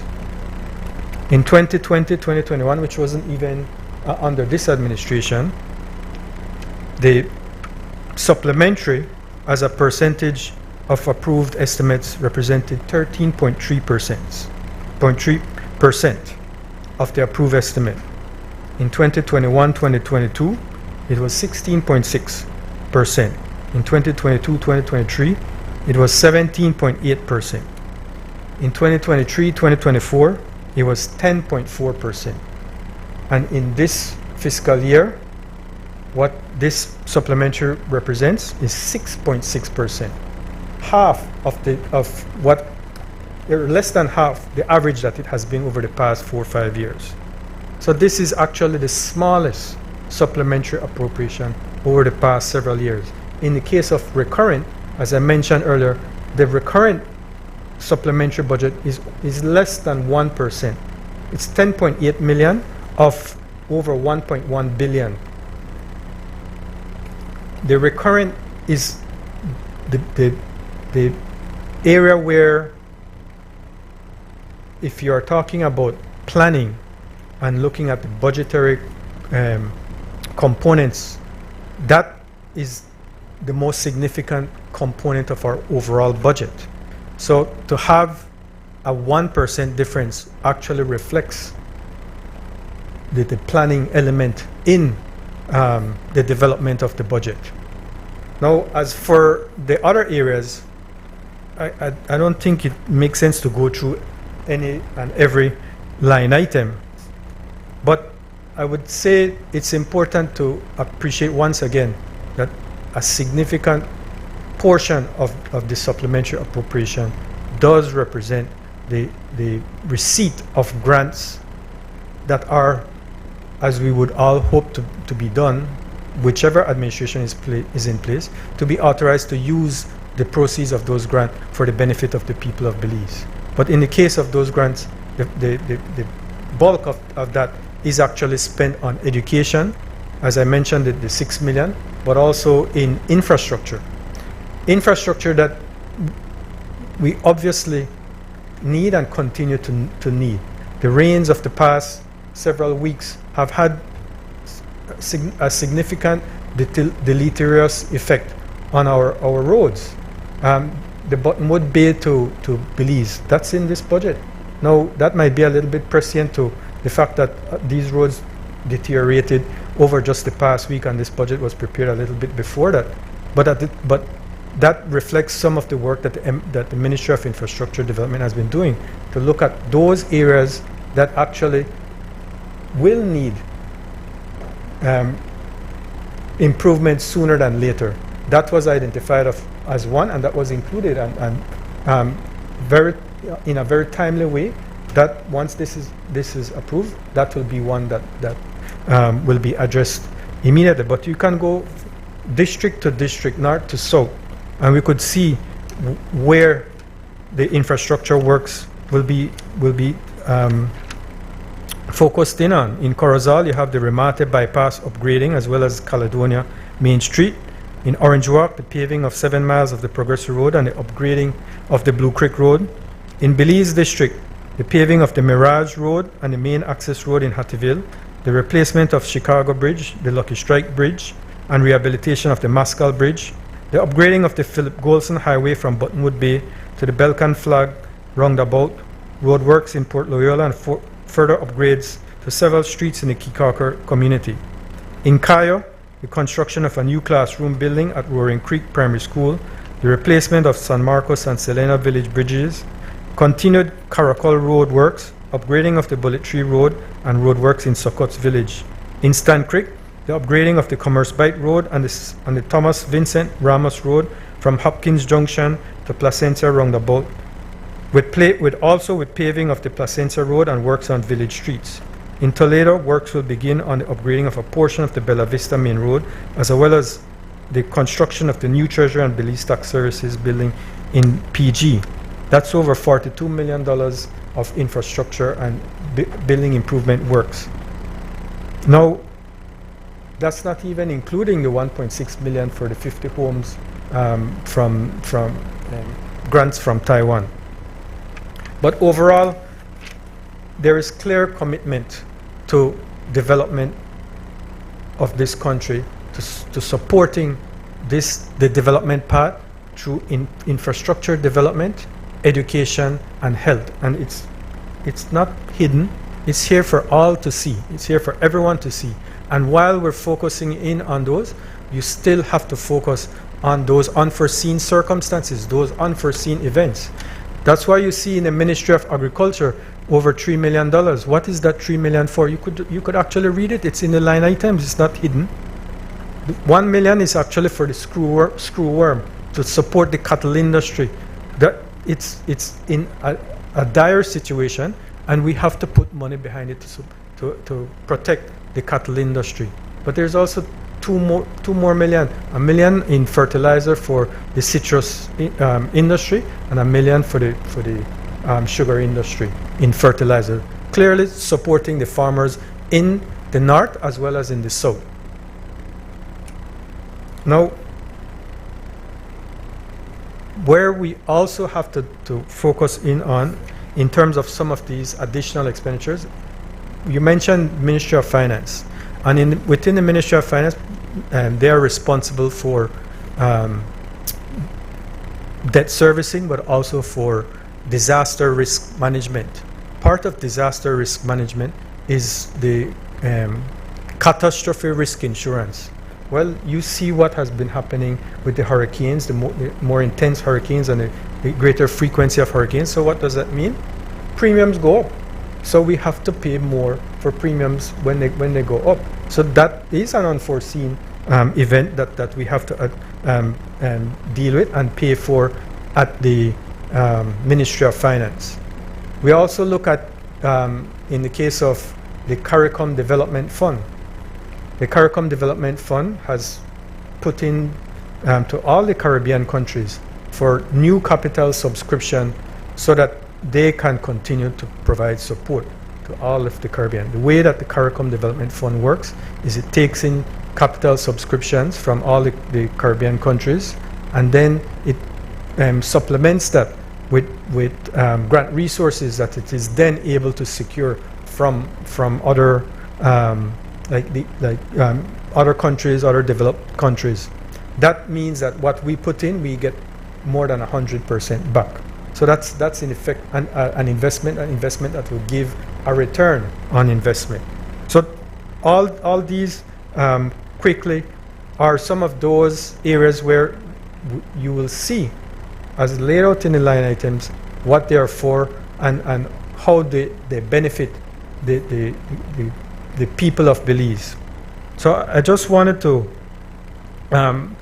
highlight those few items. I don't know that there are any others that require any detailed explanation. I do recognize that the matter of the 9 million in Ministry of Natural Resources is an area of concern. It's an area of concern for all of us, for the government, because that goes directly to what we can afford. But the fact of the matter is that line item isn't only about acquisition payments. It's also to settle on judgments, existing judgments. There are a number of existing judgments that have been around for, I would say, not only the past administration, but even before that still are and remain unresolved. We have to look at how we resolve more and more of those existing judgments. And so this acquisition, this line item is to cover not only acquisition payments, but also existing judgments that involve land that has been acquired years past. That I think when we talk about the acquisition payments, bear in mind that those acquisitions at the same time, when we are making payments for those acquisitions, those can only be done for the public interest. So it is, as Senator Bengoshe highlighted, when it comes to looking at housing or first-time landowners. In some instances, these acquisition payments are to cover the acquisition of land to enable that. So that I would like to highlight. As much as there are concerns on acquisition payments, there are legitimate bases for why we have these appropriation requests. For that, I think I'll end there. I don't know if I missed any other points. One point I would like to highlight, Senator Dennison, you did mention about the planning on MIDH and looking at the different areas, and one of them included the Los Lagos to Gardenia. That is already covered. That is covered by a facility that we secured from CABE, I think over a year ago. CABE we find to be a little bit more expensive in terms of cost of financing, so we have been negotiating with them, which we've resolved to get the bulk of financing being concessionary through Taiwan. That is about complete. I think the contract for that road is 20 plus or 40 plus million to do that entirety of road remaining is either being given or granted before the end of this year. So work on that should be started, but that's not a part of this supplementary. Thank you.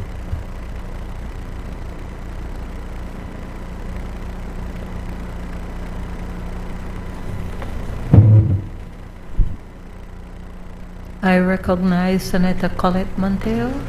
Thank you, Madam President. It's very heartwarming to sit and listen to Senator Chris as he explains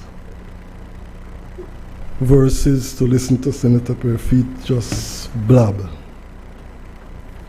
Madam, today is November the 11th. Very, very auspicious, very, very important day. Today is Remembrance Day. Lest we forget is the theme.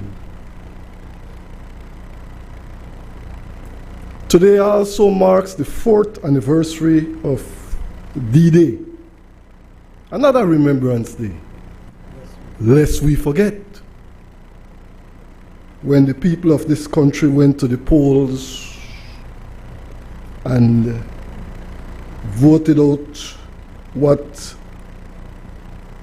is nothing less than the most corrupt post-independence government in the history of Belize. Fact. Not debatable. Fact. So 4 years ago, on this day, Madam President, the Honorable John Briceño became the Prime Minister of this great country and began the recovery, or financial and economic recovery, with men such as Senator Chris Coy, Senator Eamon Courtney, who brought back the Foreign Ministry, and a cabinet that has not, that I repeat what the Amanal newspaper said, is by far the hardest working cabinet in the history of Belize. We have much to be thankful for 4 years in, Madam President, and I applaud the work and the efforts of my two senator colleagues along with those other members in cabinet. Madam President, supplementary, and like Senator Chris clearly elaborated, versus Senator Perfit, who made it sound as though the sky was falling down. What we've seen happening in this country is an economic growth that we haven't seen in a while. And we not only applaud and thank the government of Belize, but we have to thank the public officers, we have to thank the private sector, and the people of this country who are working. Unemployment is at its lowest it has ever been in the history of this country. And before I forget, Madam President, please allow me to again emphasize because for me it's a proud moment when Senator Val, when we got the notice that the Speaker of the House, Speaker Valerie Woods was, and I understand that, Madam President, you had a lot to do with that.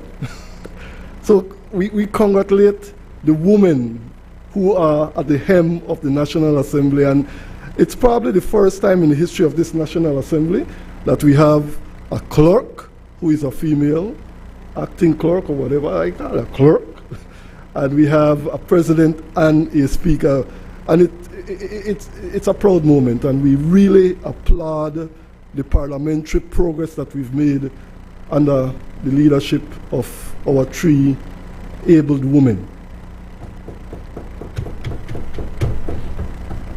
Now to get to the budget, Madam President,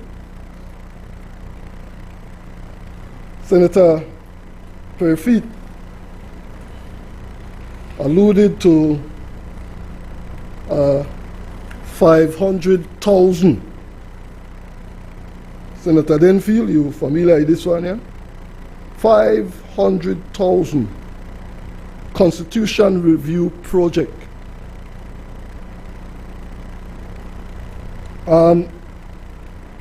Very interesting that he would bring that up. How did that come about? Let's just go back in history a bit. Because at that time, Senator Denfield, you were not a part of the Senate. But I can recall an interview you did where you alluded as a private citizen to what you called at that time the Shine-Barrow Amendment, the 11th Amendment. Yes, that's the amendment that would have saved you guys all this fight.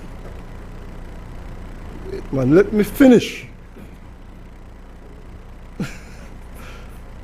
Let me finish. All right, I'm just going back in history, madam, as to why this line item is there. All right? And when that matter was presented in the House, I can recall then the social partner senators. Remember that, Senator Herrera? Came out with one voice and said, we will not take the Constitution as a piecemeal. We want for us to look at the entire Constitution and find ways and means to strengthen our Constitution, or even, in some cases, rewrite it. So, as a responsible government, our Prime Minister, our Cabinet, saw fit to,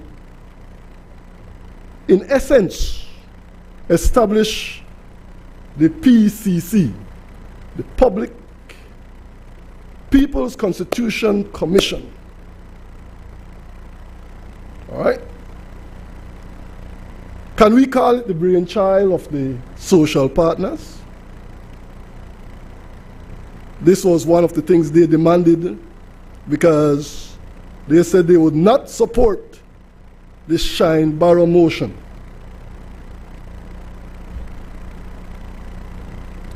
Fast forward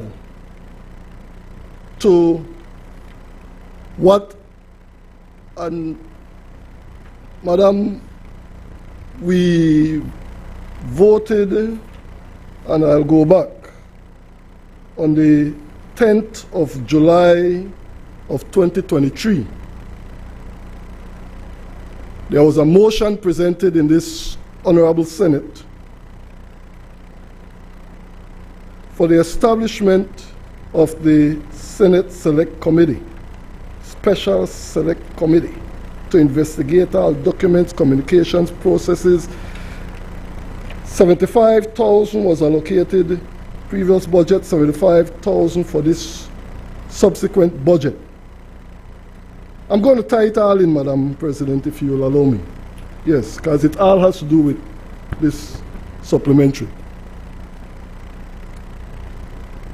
I sat down recently as I listened to the Special Select Committee, and I think at that particular sitting, the Honorable Chris Coy was called to the witness stand. But I'm not going to get into that, intricacies of that. What alarmed me and stood out to me was, as the Honorable Coy, Senator Coy, opted to follow sound legal advice, there was an utterance as he was leaving. Senator, you are being paid by the public purse. I took personal offense to that. Relax, Senator Herrera, relax. Just follow, listen. Why? See, when we got sworn in on the 11th of December of 2020, those of us who were seated at that time, there were others that were sworn in after. We swore to uphold the Constitution and the law. My thing is, we have to figure a way to maintain the integrity of the Senate. Now, please, don't let me have to refer you to the section. You see, in section 33(1) of the standing orders of the Senate, it says a senator desiring to speak shall address his observation to the president or chairman and shall not speak unless called by the president or the chairman. Now we are spending good money. And yes, Senator, it is the people's money. We budget for these things on a constant basis. We budgeted for the PCC, we budgeted for the Senate Special Select Committee, but we also want to ensure that when we do so, because accountability is key, you know. You cannot set a standard and anticipate that a standard will be met here by certain people, and you yourself are not meeting that standard. What do I mean by that, Madam President? Let me elaborate.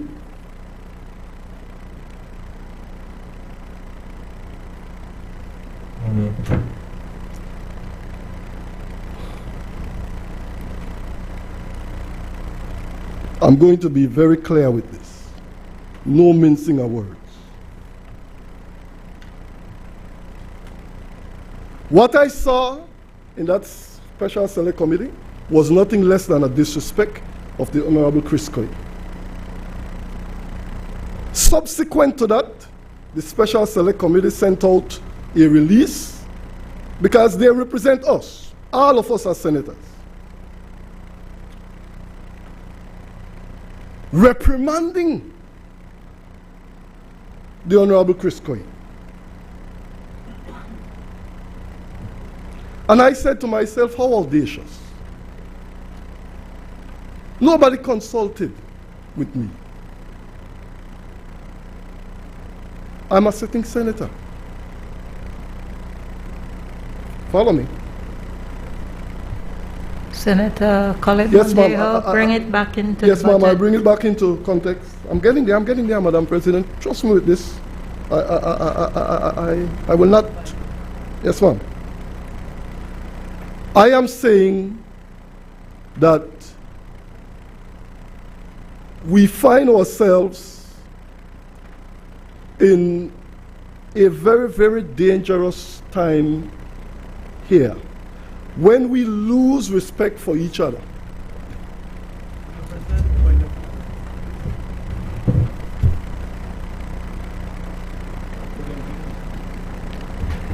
Thank you, Senator Herrera. And yes, I have already pointed that's out to that's what I'm getting to, because Senator Colette Montejo to bring it back into the budget. We can go wide, but we want to ensure that we bring it back to what the bill is about. Yes, ma'am. You see, we have been investing the people's money. Right, Senator Herrera? It's the people's money. And therefore, it is important and imperative that we do not set a standard of accountability for those in elected office and not follow it because we are not in elected office. What do I mean by that? Look at this.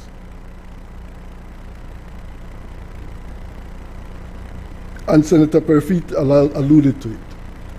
Approved estimate for 2024-2025 for the PCC, 500,000. Supplementary estimate, another 500,000. Okay? Now, My friend, Senator Dennison, sits on the PCC as an advisor. Right?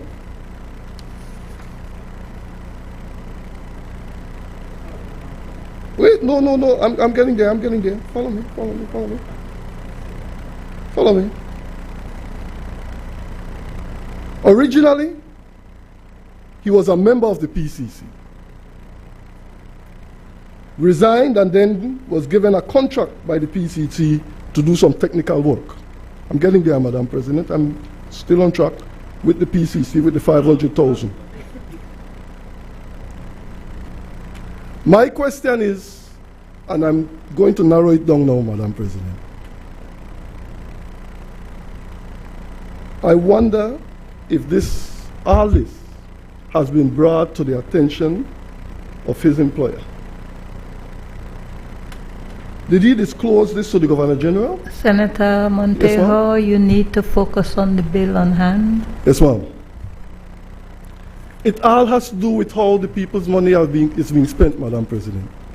Because I will stress this.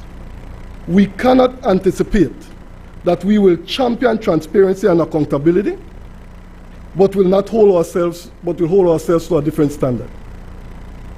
All right?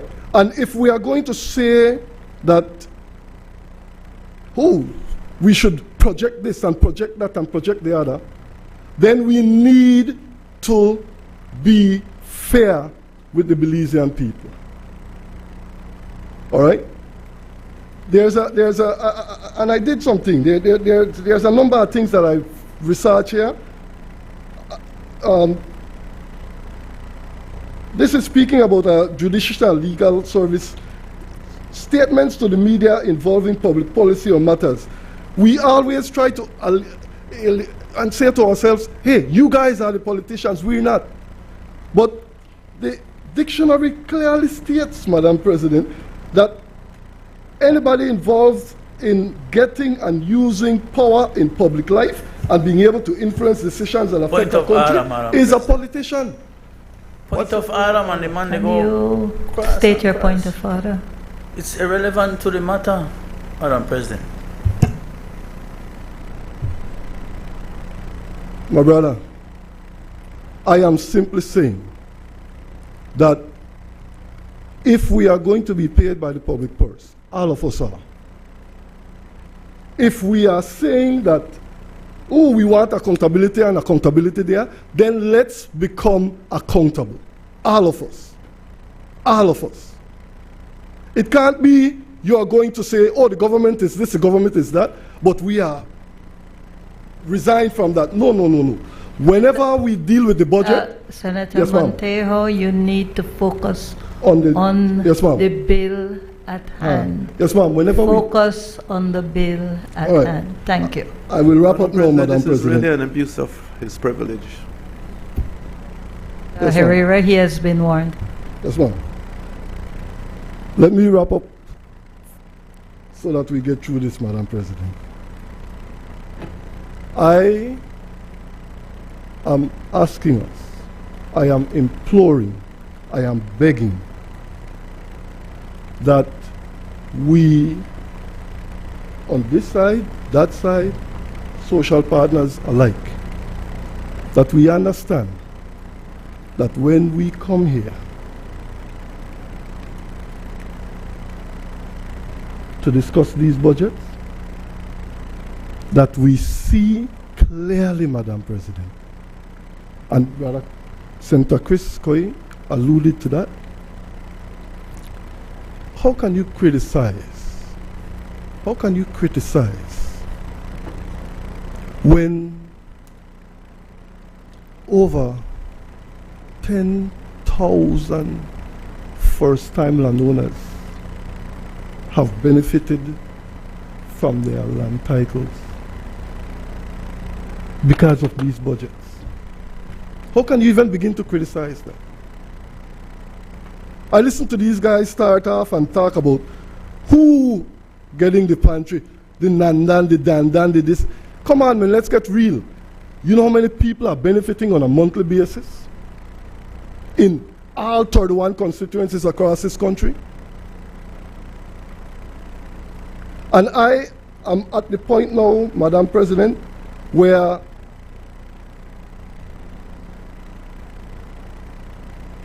I see, Madam President. Senator Montejo, please proceed and conclude your presentation. Yes, so, Madam President, in closing, I'm going to... I will remind all senators again of Standing Order 40, that when a senator is presenting in the Senate, B in particularly, the senator shall maintain silence while another senator is speaking and shall not interrupt except in accordance with these standing orders. So I'm going to ask every senator to please allow the senator to continue to conclusion his presentation.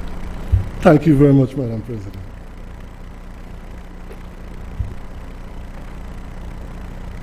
Can we, as a body, agree on one thing? That we anticipate and ensure, and I'm saying this from the depths of my heart, when we voted for the motion for the Senate Special Select Committee, we questioned the terms of reference. Madam President, it's all in the budget. It's all in the budget. We questioned that, and we continue to do so. And I am begging us, I am imploring that we figure a way before we end up with another supplementary. Madam, with another supplementary. This is really ridiculous now. Senator Montejo, kindly conclude your Yes, on the basis of the bill that is in front of you. Thank you very much, Madam President. Madam President, all this that I'm saying, in all honesty, has to do with the public purse. All right? And it disheartens me that we will not see the importance of being responsible with the people's money because of whatever the case might be. And I'm not going to get into that. But yes, point of order. But the fact of the matter is that we have issues that has to be dealt with, and we tend to be running away from it. And that's all I'm saying to this Honorable Senate. All right? It is our job. It is each and every one of our responsibility to ensure that we maintain the integrity and the transparency, just like we expect from those who manage the public purse. I thank you, Madam.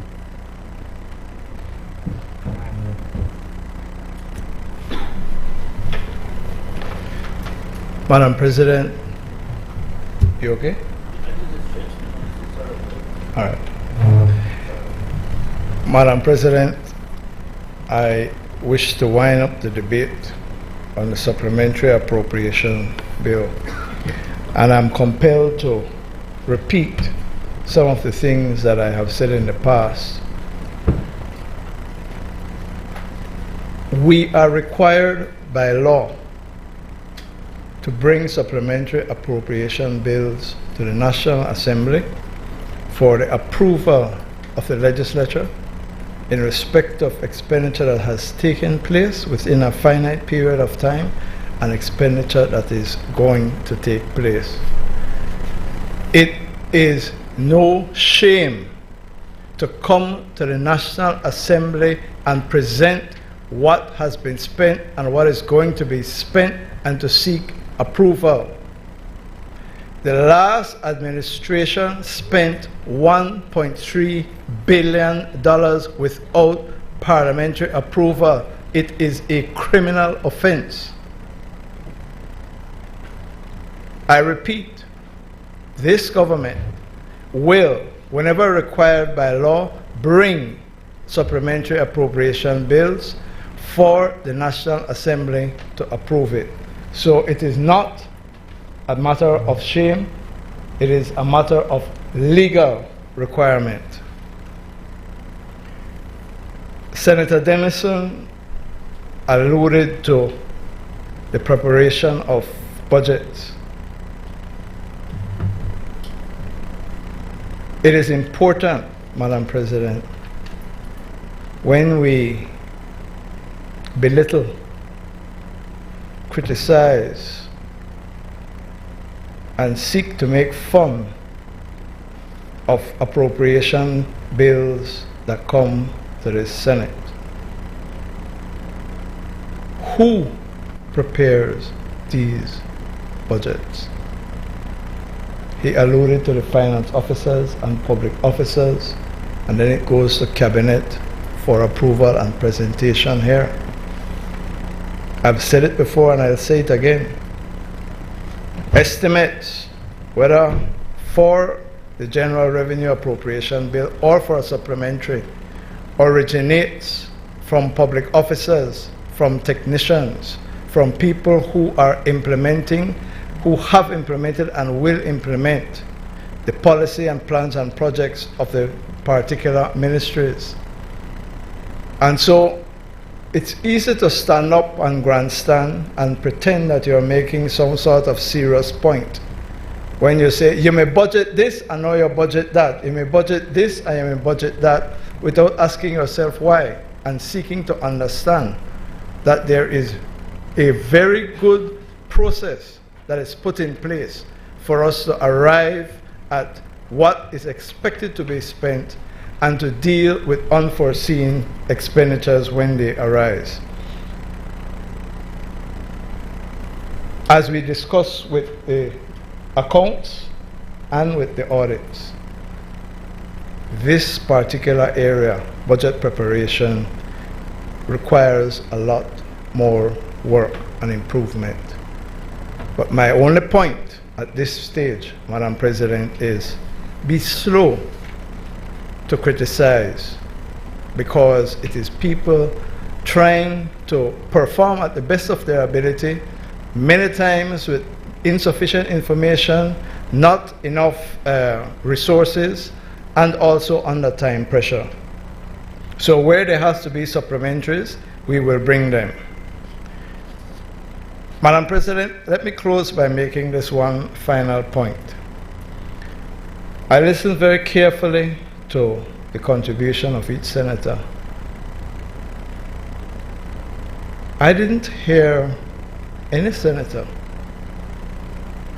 saying that there was misspending. I didn't hear any senator saying that this is a wrong policy choice. I didn't hear any senator say, I don't support this project. The complaint was, if I can paraphrase, we want better planning. There was no complaint that the money going to the People's Constitutional Commission should not go to them. I was looking for a line item here, Senator, for the Senate Special Select Committee, but I don't see it here. Yeah, come up shortly. I didn't hear anybody saying that the money for COVID-19 support, which continues, shouldn't have been done, or that we shouldn't be spending money on literacy workshop or GOB infrastructure projects. The point I am making, Madam President, is that the supplementary allocation and the supplementary budget has included good works that are required for the people of this country. And the People's United Party government under the Honorable John Briceño will come to this National Assembly every time that we're doing good work and we need the approval of the Senate. Madam President, I ask that the question be put, and I encourage senators to support this Supplementary Allocation Bill. Thank you, Madam President.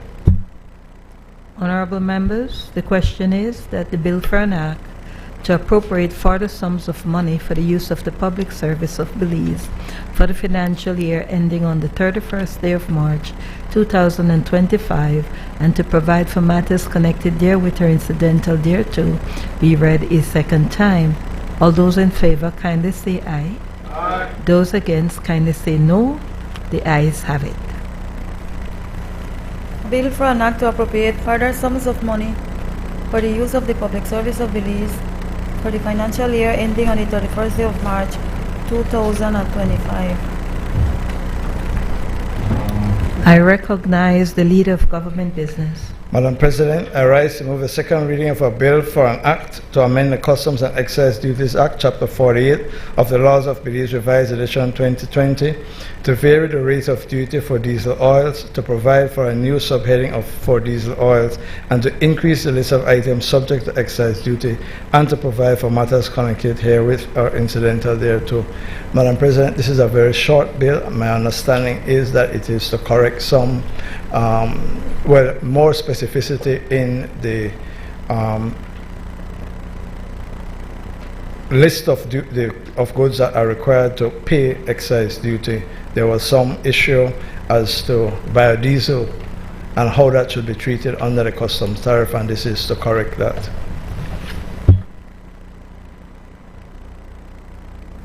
I recognize Senator Antonio Herrera. Good afternoon once again, Madam President. This is not a little concern. I must say biodiesel goes specific under 3826 under the tariff book, which only pays 5% import duty, 12.5 GST, and 3% environmental tax. What does this do?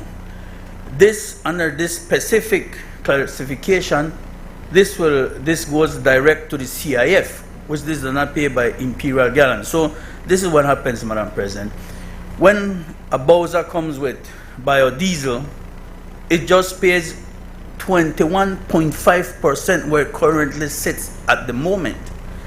Now we're moving from one heading to another heading, which will put it in par with other forms of petroleum, which will put in par with diesel, regular, super, and even kerosene.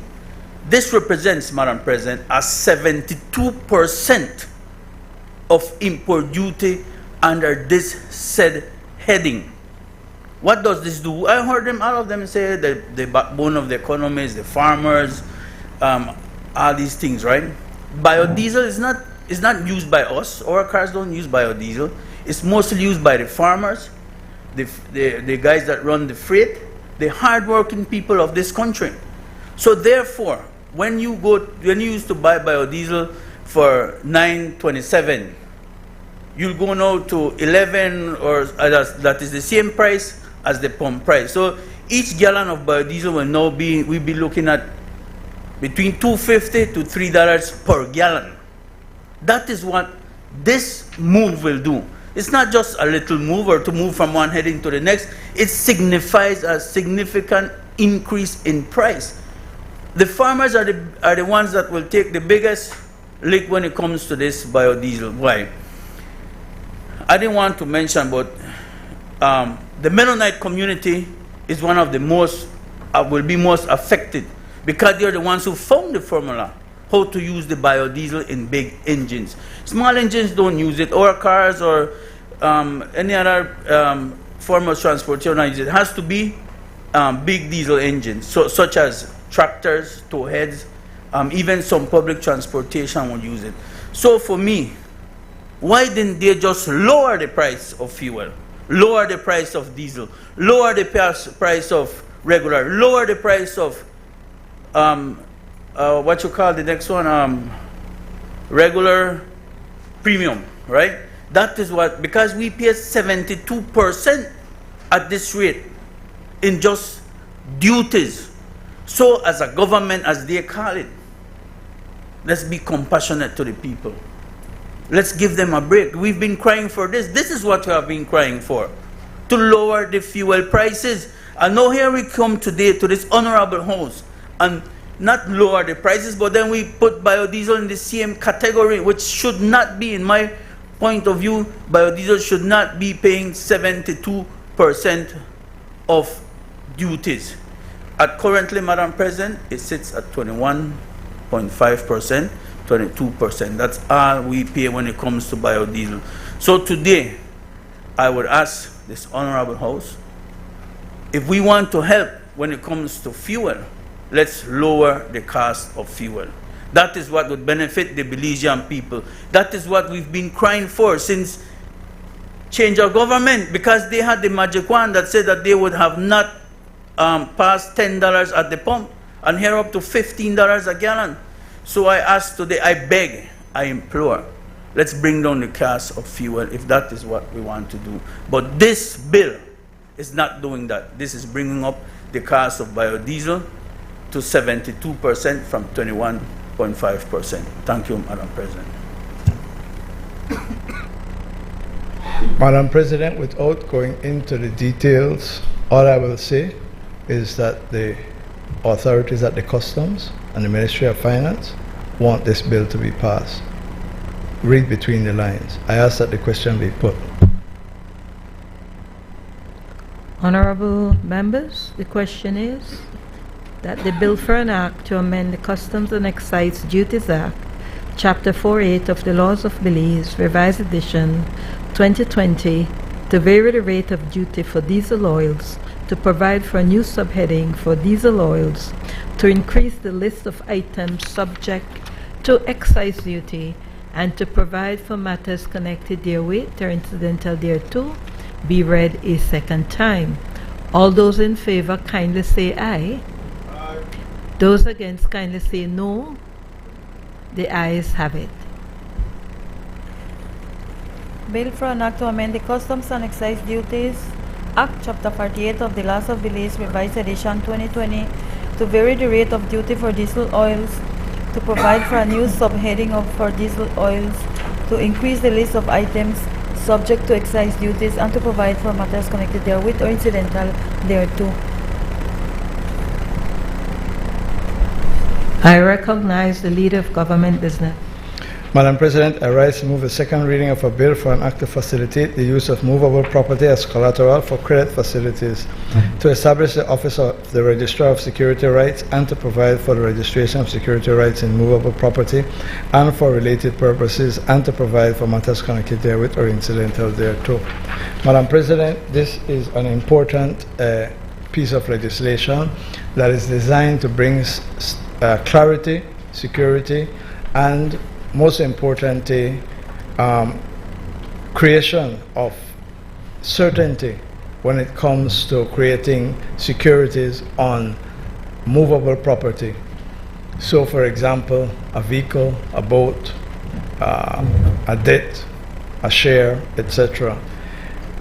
What the bill is proposing is to create a register so that when you mortgage or charge or create an interest in movable property, it will be registered so that anyone can go there and see that your car or your table or whatever the chattel is has been charged, pledged as security, guarantees a loan to any institution or to any person. There will be a register which will allow the public to go and search to see whether or not you have charged a piece of property. At the moment, it is not that transparent. If a person charges his or her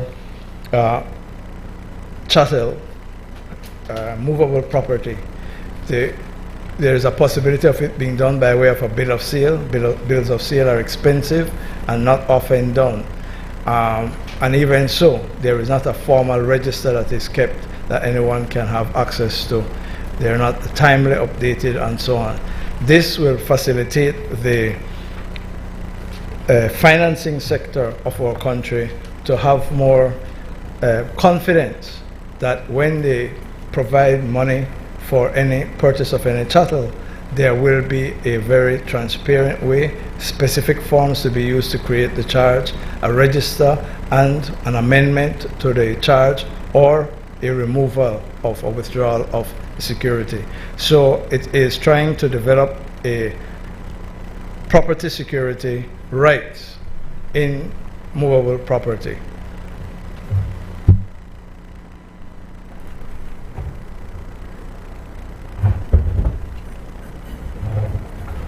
I recognize Senator Glenfield Dennis. Appreciated, Madam President.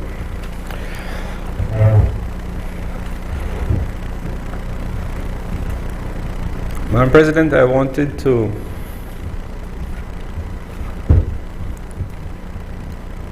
congratulate those who were involved in the preparation of this bill. I only found one full stop missing, Madam President. It is probably a record. And I also only found one formatting issue of a marginal note. So I think it is a pretty well drafted piece of legislation. So that made me question, like, where did it come from? And I wasn't surprised to find that this is with the appropriate amendments being made. A copy and paste of the Movable Property Security Rights Act number 13 of 2017 coming out of the Republic of Kenya. Every single heading is the same, Madam President. Every one. There are some definitions added and the appropriate amendments have been made to reflect what it is our legislative situation where those needed to be done.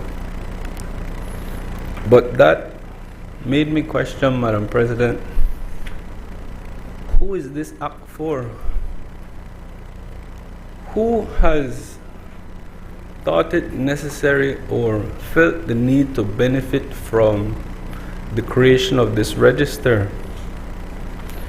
And so, as I search these sometimes radical thoughts of mine, I came up with the conclusion that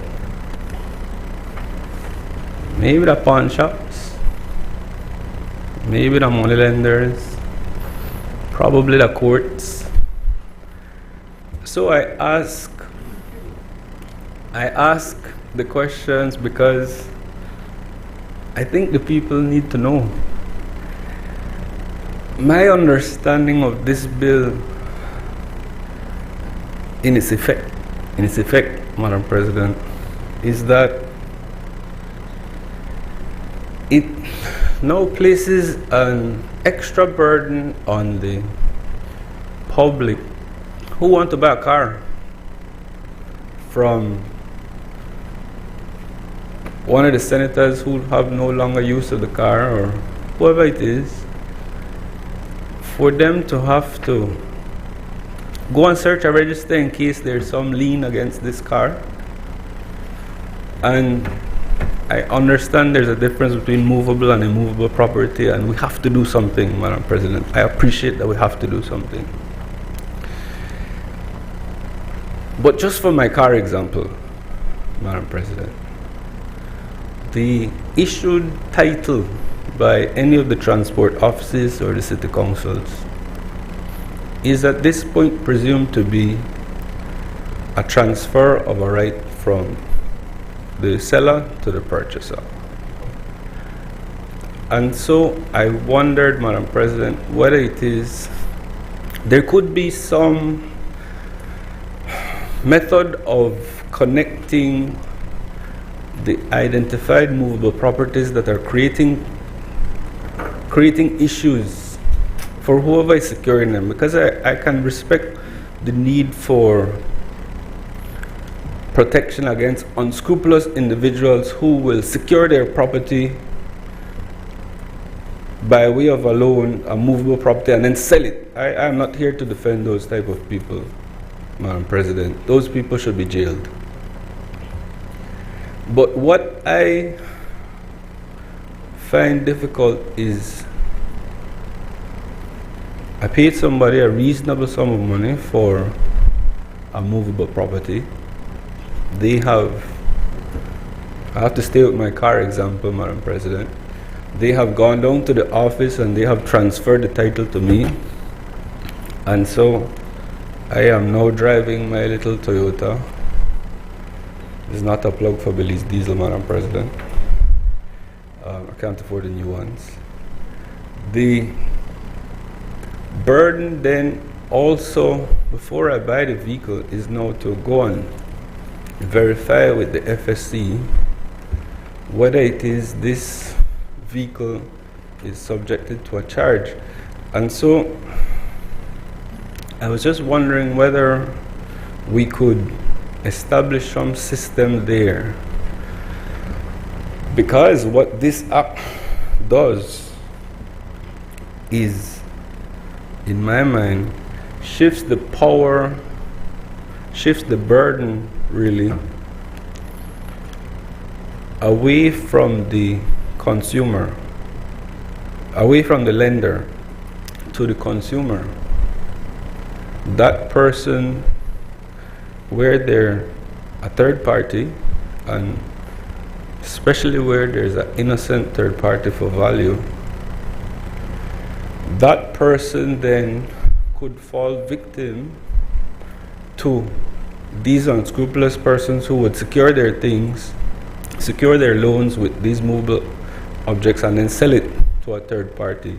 And I repeat, I'm only referencing innocent third parties for value. I'm not here to discuss the people who secure these things and turn them around for a profit unscrupulously. But those people, Madam President, now have to go and check the register before they make a purchase. And that's fine for people buying 2019 Toyota Hiluxes, Madam President. Those people probably have the means to go and check our register or hire an agent to check the register.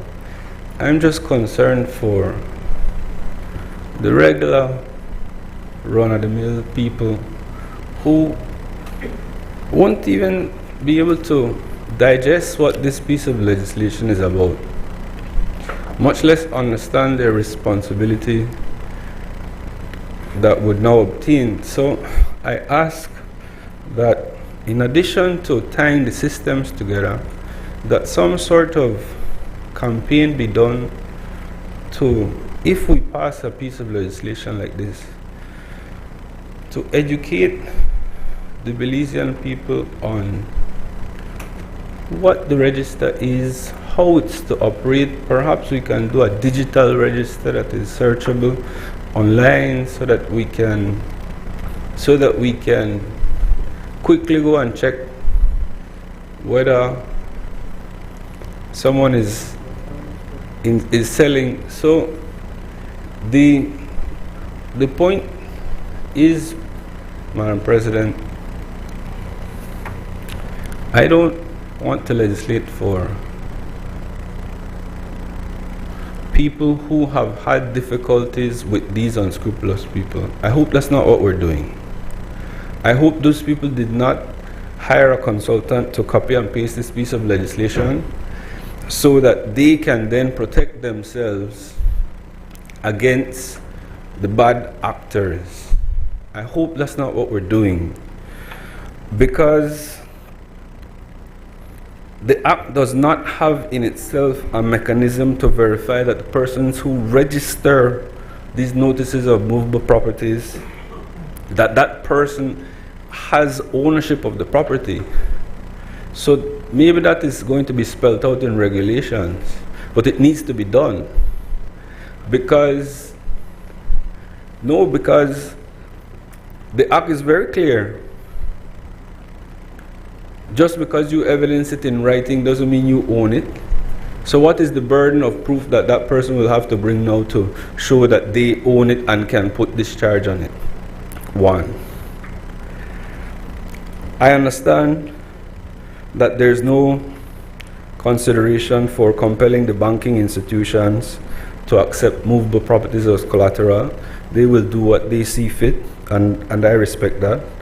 But, Madam President, it would be remiss of me to not say that this act makes me want to cry for development of financial literacy in our people. I take this opportunity to applaud the work of the HRCU and the team there, as well as Dr. Bob, who are publicly trying to ensure that they explain what is financial literacy and that sort of thing. But also, Madam President, so that our population can get a better understanding of what is wealth creation and wealth management, what it is to develop the entrepreneurial spirit, and what it is to leverage debt.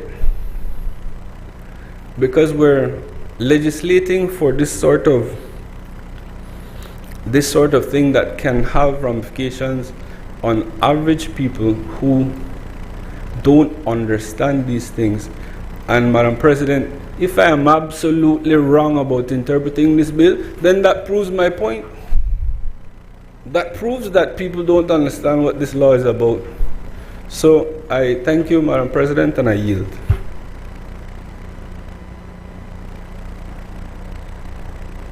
I recognize Senator Isabel Bennett Moody.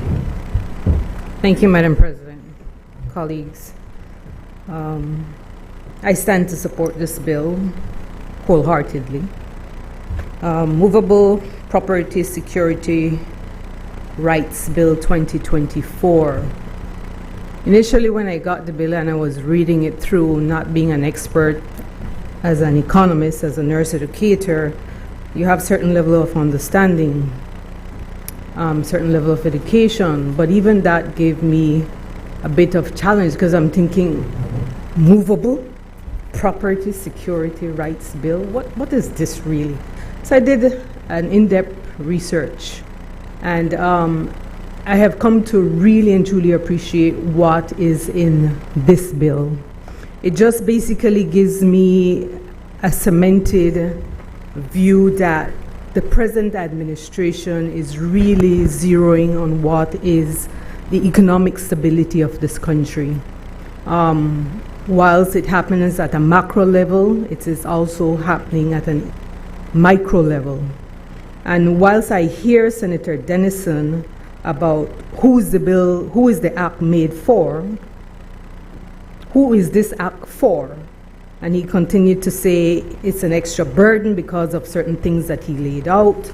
He made reference to the run-of-the-mill people kind of statements. But what I would have loved to hear was the fact that this bill zero in on the micro, small, and medium enterprises, companies.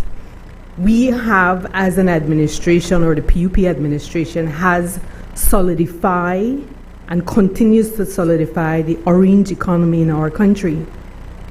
So what I would have loved to hear from him and everybody else in here is the fact that the musicians in our country, who we continue to glorify and who we continue to put on a pedestal, are being protected by this bill, in addition to other legislation that have been made. For this weekend, for example, we had the first International Women's Forum and Expo. There in that forum, we had women who were entrepreneurs, who were creating and designing products that can be exported. And if Belizeans read this bill and can understand that the intangible and the tangible properties that they have can be protected and can be exported, they will come to appreciate even more what this governance, what this administration is doing. When I think about musicians, yes, that's one thing. When I think about the artists and all the perfect pieces of art that they create, that is also protected. Filmmaking in this country, and this particular bill will even go farther, as I understand it, to even protect cultural products that we have in our country. Literacy, art exhibition, and the list goes on and on.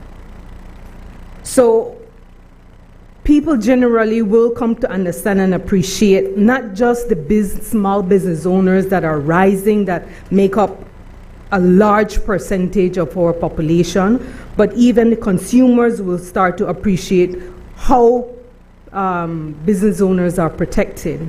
And I'd like to go through 4 basic points.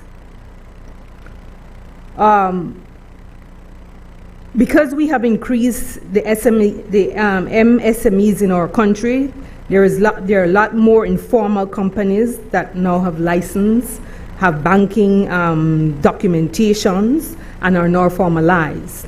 And I've met quite a lot of entrepreneurs as a result of that initiative that this government has taken. And you could see the pride in Belizeans because they are saying, I own a company, and they can showcase the license that they have, and they're being guided through the normal, regular, formal system that allows them to increase their economy and their profits in their company. Before 2020, for the record, there were no vision for small businesses in our country. Small business owners had little to no proper access to financial assistance. And we're just talking about the SMSEs right now. Yes, small and micro enterprise. But because this bill will support them to be able to register their products and their intangible values that they have, they're more secure. It basically encourages these businesses, because of the safe legal framework, to move their movable assets as collaterals.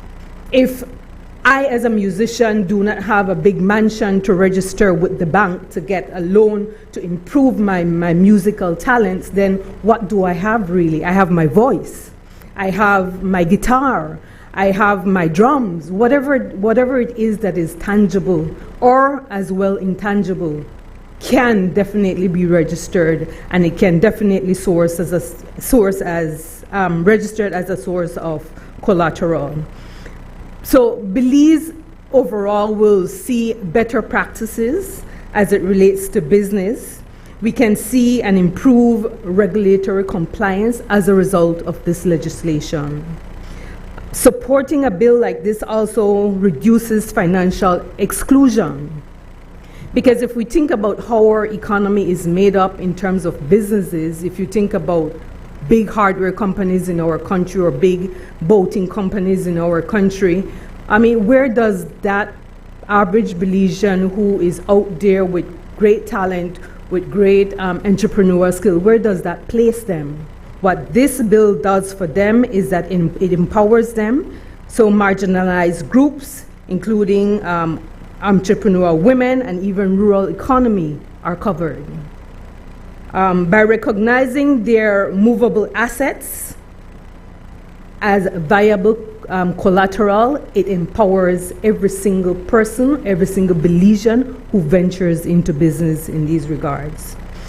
This inclusion, of course, helps to level the playing field overall, and it promotes equitable economic opportunities across different sectors of our society. So the hair braider is included. They can see access to financing to be able to improve their businesses. This bill also, among other major impact, it enhances access to credit. How? This bill will allow Belizeans, small businesses and other businesses overall now to have an increased access to credit. This is particularly crucial in our developing country. Again, emphasizing the fact that there is no exclusion, there's more inclusion than anything else. So I can see, having done the research and and have this deeper appreciation that there will be an increase in job creation. I can see more entrepreneurs coming out. I can also envision where there is increased registration of the micro, small, and medium enterprise, and at the newly improved business registry. So, I mean, that's data that we can use for even more planning to have even more access to financial resources. Overall, I can see a healthier financial ecosystem. And when all Belizeans are educated about this legal protection that they have with business owners, we will now have, when all Belizeans, and I'll read from my notes, Madam President, to close, all Belizeans overall, when we are educated about this legal protection that business owners will now have, in addition to other laws that now exist, we will have a better business practices overall. But I will say though, Madam President, before I close, that having to do a bill like this does align us with global standards. So when we have modern legislation like this protecting a large portion of our business owners, it put us in better footing regionally as well as internationally. I support this bill 100%. I thank you. I recognize Senator Chris Cowie. Thank you, Madam President. I have to say I'm a little surprised, Senator Dennison, that there would, I honestly I can't understand the concerns raised. It's like the opposite. It's the opposite of what you're talking about. Is what this bill is about. Questioning where it's coming from, and I mean, I would first off start, I would start off by saying that this is a legislation or legislative framework that has been recommended and acknowledged, adopted from as far back as 2016, not under this present administration. It's reflected in the Belize Growth and Sustainable Development Strategy, GSDS 2016 to 2019. It just wasn't done under this administration. It's reflected in the Plan Belize Medium-Term Development Strategy, and we agreed with what the past administration saw as important, and we put the resources to get it done. This, as far as how the legislation is drafted, it comes from the United Nations Commission on International Trade Law. It's the UNCITRAL Model Law on Secured Transactions. So if you did the research in more depth, you would have probably found that Kenya probably got it from the UNCITRAL Model Law. That's why they look so similar. So, I mean, a lot of work has been put into this over many years for good reason. It's to support small business in the way that matters to them the most. I think we've spoken about on many occasions. Many people have spoken about how important is small business to our economy. If I'm not mistaken, it's like 90% of small business or of business are small business. This Brisenia administration has certainly focused in on the importance of supporting small business, what is normally referred to as MSMEs, but we're really talking about small business. Most of the people employed in this country are employed by small business. So it's no rocket science for us to prioritize small business and MSMEs and identifying what exactly matters most to them. And certainly access to finance is what matters most to entrepreneurs. We've seen, if not I would say a renaissance of entrepreneurship in this country over the past few years, and I think that has in many ways contributed tremendously to the economic resurgence of Belize. So it's all the more why we are trying to move forward with this legislation. This legislation reduces risk. That's what it does. It reduces risk, it brings certainty. And because it reduces risk, it makes entrepreneurs, small business, more likely to get a loan, to get access to finance at lower cost. So the proponents of this would not be loan sharks and what you call it, pawn shops. It's the opposite. They're the ones that are getting the business now. It's high risk, and so they charge the 25% on small business. No, you're going to get into the formal banking system, the formal financial sector with this legislation in place, with the registry established in place. It's actually going to be cheaper. If you read the bill, you'd look in the consequential amendments and look at the stamp duties section. It's going to exempt all transactions under this legislation from stamp duty. So it's reducing the cost of doing business, reducing the cost of finance. It's the opposite of what Senator Dennison is talking about. So much so that, well, I should add that I 100% agree that the education and financial awareness is important. That is a part of what this MSME Roadshow has been about over the past 8-9 months. District to district across the country, there has been, and I don't think that's hidden, that's for everybody to see, for everybody to participate in, the MSME Roadshow. And you know what is the culmination of that roadshow?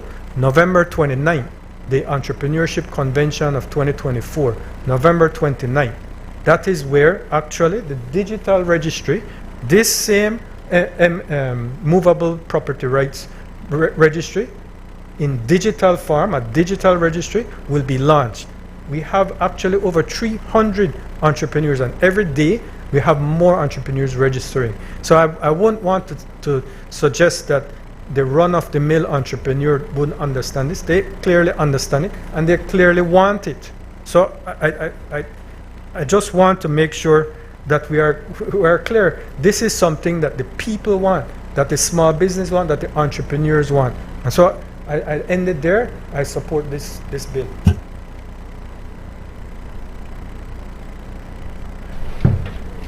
Madam President, it is remarkable that an insinuation is being given that something from Kenya, something wrong with it. We try to understand the meaning of the word insinuation. It is incredible, Madam President, that a piece of legislation that has been championed by the medium, small, micro sectors of this country has come in for criticism by someone who said today that he represents the working class of these people. Not so. Not so. But it is worse than that, because Honorable Senator Dennison is a trained attorney at law. This bill is in simple English. He even found out that there's only one period that was missing. Here is a piece of legislation that is designed to bring clarity, certainty, and security to the business people of this country. And without being clear, without raising any specific problem, without pointing out any ambiguity in the legislation, we come here and pretend to be so righteous, so concerned that something is wrong because they come from Kenya? I'm not calm. When I get calm in about, give me 20 minutes. Madam President, this is a serious matter. A very serious matter. Because people listening in Belize will have the impression when a senator stands up here and insinuates that this legislation is being passed, I want to know who is interested in this. The People's United Party is interested in it. The government of Belize is interested in it. The small, medium, micro sector is interested in it. The average Belizean is interested in it. Members of the financial services sector is interested in it. And if Senator Dennison is against it, he stands alone. Read and understand, man. This will provide an opportunity, as Senator Bennett pointed out, for a musician to say, I have intellectual property in these songs that I have written. I need a 5,000, one 2,500, whatever the figure is.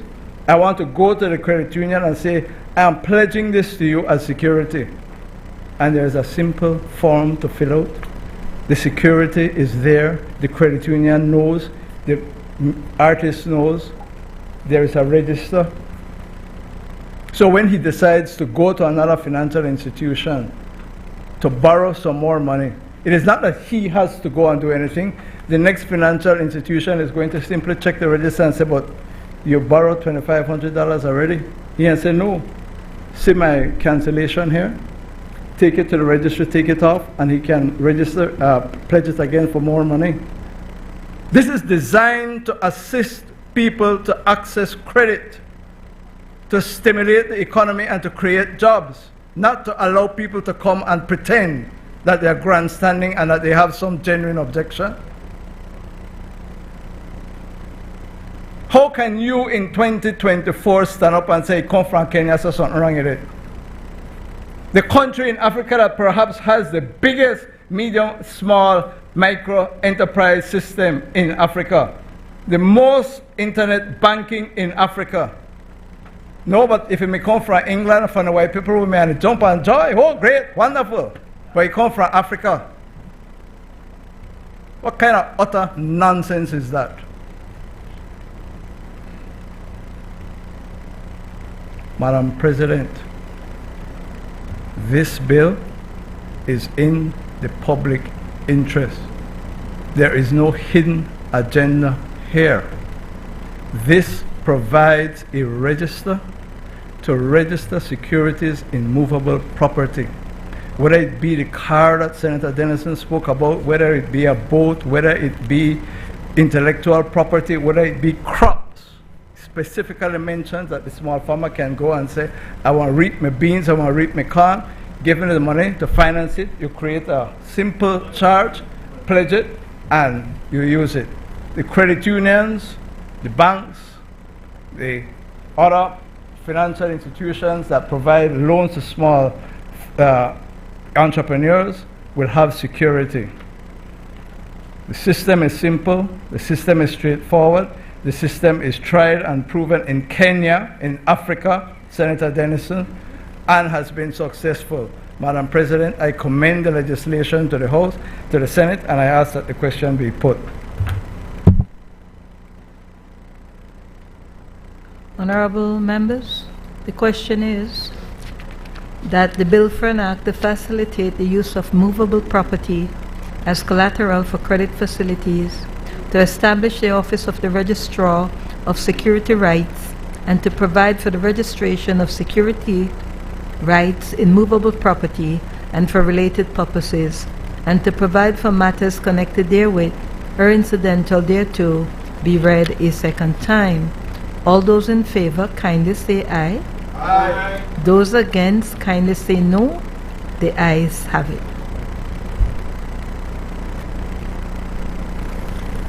Bill for an act to facilitate the use of movable property as collateral for credit facilities, to establish the office of the Registrar of Security Rights, and to provide for the registration of security rights in movable property and for related purposes, and to provide for matters connected therewith or incidental thereto. Recognize the leader of government business. Madam President, with your permission, can we take the next two bills together? Thank you. Madam President, I rise to move the second reading for bill for an act to amend the Criminal Records Rehabilitation of Offenders Act No. 11 of 2024 to repeal and replace provisions relating to automatic expungement, to allow for the automatic expungement of any conviction for a first offense for possession of cannabis or cannabis resin, and a first offense of any COVID-19 related offense, and to provide for matters connected therewith or incidental thereto, and to move the second reading of a bill for an act to repeal the provisions relating to the expungement of certain convictions, and to provide for matters connected therewith or incidental thereto. Madam President, these two bills, not that they necessarily go together, but they seek to do the same thing, to clear off and to expunge the records of persons in relation to specified offenses, so that they can, as we say, turn over a leaf and move on with their life.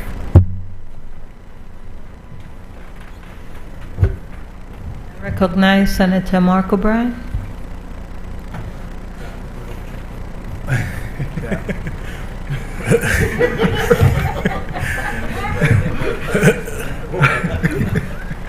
Madam President, as a firm believer of giving others a second chance, especially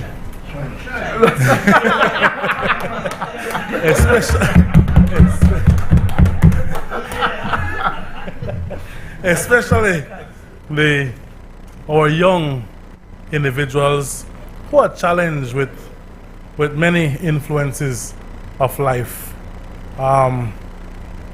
This criminal records bill provides that second chance to forgive, to allow them another chance, and to look at the mistakes that they have made and try to be better individuals.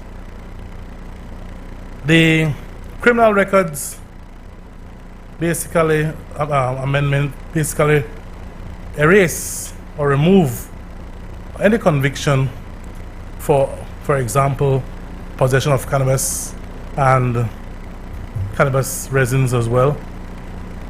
And looking at the situation of COVID-19 as well, any offenses related to COVID-19, again, if we go back to the times of COVID-19, we're all in a mindset where we were confused, we were uncertain, restricted, even fighting for survival. We must use these experience and learn from it. People made mistakes during these times, and we should forgive, give them a second chance. Similarly, with the misuse of drugs, Madam President, we need to rid ourselves of the fears of COVID-19. Let go. It was a horrific experience. We need to let go. And these criminal records help those by assisting with removing or erasing the offenses associated with COVID-19.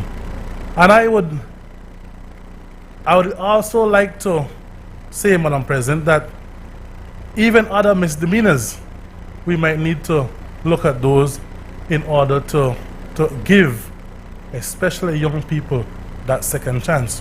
We are aware that when we have these on individuals' record, right, it drastically affects their possibility of functioning normally in society. They have issues getting job. They have issues with obtaining a visa.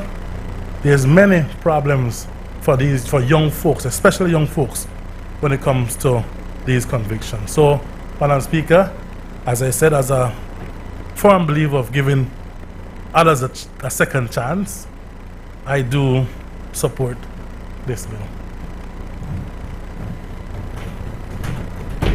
I recognize Senator Bishop Alvin Bengushe.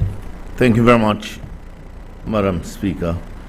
Madam Speaker, Madam President. Still President of the Senate.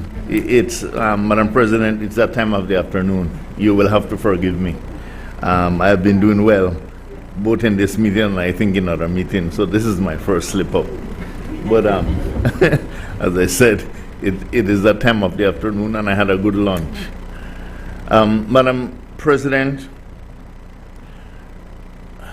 I want to say how heartened I am, and I will say that I have gone on record in the Senate, as I have contributed in the past, in speaking especially to the rights of young men and women, and in particular speaking to the rights of those unfortunate black young men who from time to time would find themselves in difficulties with the law and sometimes are in prison. And so I want to go on record this afternoon to say that I support this bill. Let us bear in mind that there is this stigma that sometimes cannot be erased, where depending on the era in which you live, the address you have, that there are times when those things affect you when you're applying for a job. You have to sometimes be careful what address you use.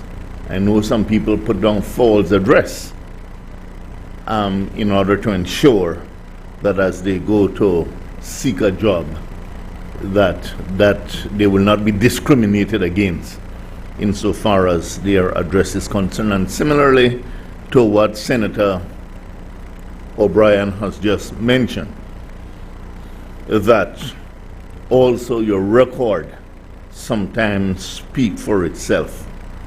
And so I think the government would have done well in moving in this direction to expunge those criminal records from especially these young men who find themselves in a spot of trouble from time to time. And so I will not be long, but just to say that certainly I commend what is before us, and I support fully what is before us this afternoon. Thank you very much.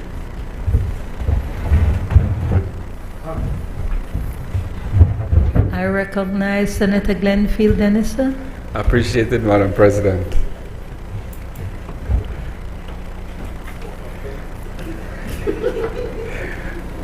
Madam President, it's a pity mango season is over.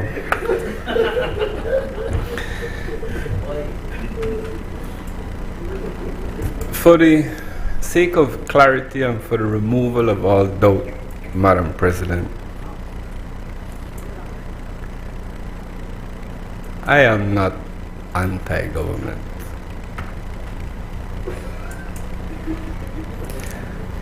I am here solely to offer another perspective on the matters that we need to do in this honorable house. Yeah. I will stand on my record of standing alone for the procedure under the constitutional emergency powers provision, Madam President. And so, as I did then, I continue to do now, to raise questions of procedures and issues and offer fresh, different perspectives on matters. We pass laws, Madam President, it is said, for the law-abiding citizens. However, Madam President, we really should give our thoughts to the unscrupulous, non-law-abiding citizens who would seek to take the good work that is done by this honorable House and use it for their nefarious activities and unscrupulous gains, Madam President. As it relates to the Criminal Records Rehabilitation of Offenders Amendment Bill, Madam President, I wish to offer very little suggestions. I applaud, as I supported the Criminal Offenders Rehabilitation Offenders Act number 11 of 20 that we passed earlier, Madam President, 2024, 11 of 2024. I think it was very progressive, and so I was very pleased to see that it had been brought into force on the 1st of August 2024 by Statutory Instrument number 105 of 2004. I understand now why Section 30 was not brought into force, because we would have envisioned the need to make an amendment to bolster that provision, Section 30, to add COVID-19, Madam President, and I say categorically that that rights and injustice that was meted out against many Belizeans during the COVID-19 pandemic, when we were all in fear of dying from this virus that we understood very little about, and people were trying their best to cope with the limitations on their freedoms and the new restrictions that obtained under emergency situations. So I applaud this addition of COVID-19 first offenders, Madam President. I think it's a very good thing. I can understand if it's cleared up why it is, or if it is, that the board has been appointed. I ask that we try to expedite that, because there are members of the public who are being affected by other pieces of other criminal records that are not captured in Section 30 that want to make their applications. So I urge that we move ahead with trying to ensure that that board is appointed as quickly as possible so that those records can be expunged. And as it relates to the proposed new Section 34, Madam President, I ask that we give liberty to the regulations to not require an affirmative resolution of this Honorable House. These sorts of, this is the first time I have seen, Madam President, that regulations would require affirmative resolution of the House. And it is interesting because this is something that would exonerate people. Usually, the standing procedure is regulations are made subject to negative resolution of the House, so that it stands as law unless we vote it down. However, this 4 adds another layer of legislative requirement to the regulations that would be made. It would have to go through the terrible debate of my legal scrutiny, and so before it is brought into law, and I say, Madam President, that this sort of legislation let's make that subject to negative resolution, because I don't see that we require to come back. This is the second time we're coming back on this particular piece of legislation, Madam President, and I don't think we need to come back again. The powers that be, the technocrats who will do the regulations to ensure the flowing of the expungement of the records, I think know what they're doing, and I feel that I don't know why it has affirmative resolution, Madam President. I stand to be enlightened. However, I think that my reflection would be that let's not add any more layers. There are people there who wish to have their records clean. Let's permit them in the circumstances. There are productive members of our society who have criminal records that are keeping them from doing things, Madam President, and it would sit well with those people to be able to get a clean slate. I take this time, Madam President, to raise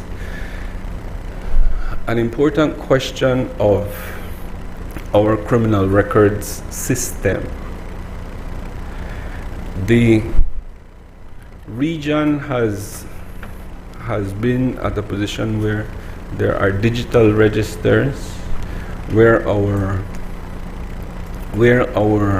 criminal records are not a simple piece of paper with a stapling or a gluing of your picture and the stamp, where there's a QR code that can be attached to your record so that the validity of it can be verified in a public database. And so I say it only, Madam President, because I respect, maximum respect to the records keepers at the police department. I understand there's a nice cottage industry that has been carved out there by people who don't wish to go to Belmopan to apply for the record. Somebody can do it for you. So I'm not trying to stop their hustle, Madam President, but we can appreciate that we can take it in a direction where a sort of expungement like this would be made a lot simpler. And so those are my contributions. I thank you and yield, Madam President. I recognize Senator Isabel Bennett Moody. Thank you, Madam President. Just to add to the positive side of these two legislation that are being passed, I like to emphasize it from the aspect or the perspective of mental health. A lot of these infractions or offenses happen for our youth during very jovial, playful, experimental, peer pressure years. And so when these records are placed there and they linger there for a bit, many years, mentally studies shows that it impacts the youths. And so so when we think about individuals who are going to go through this process, it's definitely an enhancing, encouraging process that will happen for them, because the individuals will now be able to go forward and to pursue their personal and professional goals, because in some instances, well, in some countries, if there's certain records, you can't get professional license, etc. Thank God for Belize, we are making a move to with these two laws to enable our youthful population that have erred in the past. It does help with self-esteem eventually when these things are removed from your record, and it definitely affords for a better outlook in life. But I would like to also say to that, it's not just the offender that gets affected, it's also the family. And so when this process happens, the family is stabilized and we have a healthier population moving forward. When we think about expounding, it does not only aid the individual, but it affords for a more just and fair society. So I'm very grateful that this administration is moving forward. As we've seen, there are many bills that continue to be passed looking at different aspects of society. And of course, the responsibility of a law is to be able to safeguard and better the population of a country. And so when we think about a law that fosters stabilization, a law that promotes social equity, these are two that certainly does that. And obviously, this is an administration that is looking forward thinking in protecting its people and promoting development and growth. I thank you. I recognize Senator Kevin Herrera. Thank you, Madam President. I'll be very brief on this one, Madam President. Let me preface my comments that I do believe in second chances and have no issues with that. But I ask the question, Madam President, what are we getting out of it? And I'm saying this to make the point that we can actually use it as a deterrent for people to be repeat offenders for what they're being expunged from. As an example, I think we could have taken this as an opportunity to have a commitment for a period of time to stay out of trouble. And if they don't, then it reverts back to where it is again, from a standpoint of trying to use it as a deterrence. But and that's basically my comment on this, Madam President, is that, like I said, I have no issues with second chances. I believe that, every one of us make mistakes from time to time. But when we're talking about, the offenses that were mentioned, I think it would have been a good opportunity for us to try to use this so that people try to avoid that type of situation in the future, as opposed to just putting it out there as a free gift. Because sometimes the point might be lost that what happened here was a very serious thing, and it could have affected your future, but we're giving you a second chance. And to get that second chance, this is what I want from you going forward. Thank you, Madam President. Madam President, I ask that the question be put.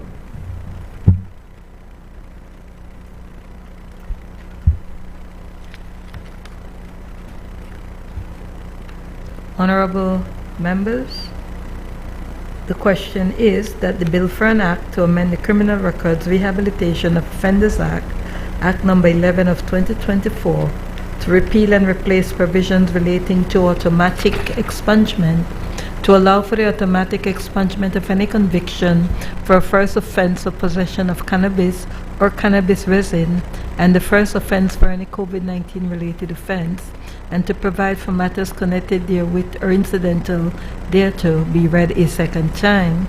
Honorable members, the question is that a bill for an act to repeal provisions relating to the expungement of certain convictions and to provide for matters connected therewith or incidental thereto be read a second time. All those in favor kindly say aye.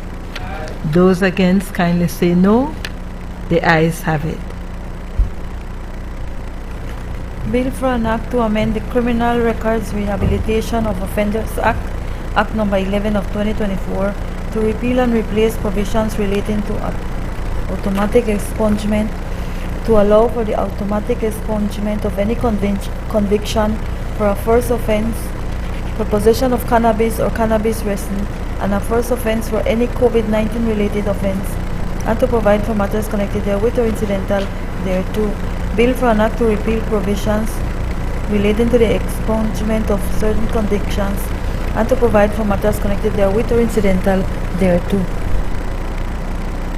I recognize the Leader of Government Business.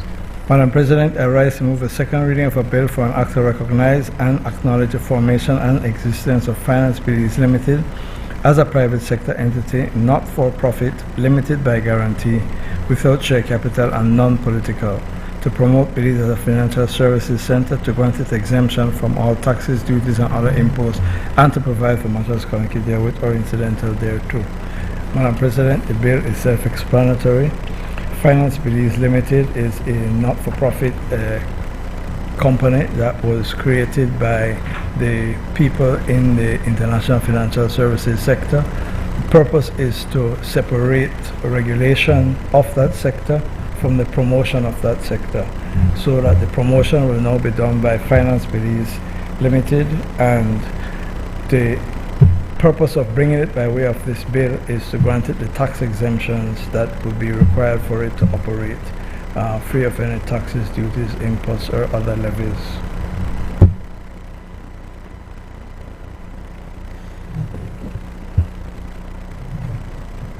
I recognize Senator Michael Perfit.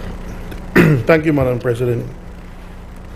And I think that lovey-dovey kumbaya may be over now.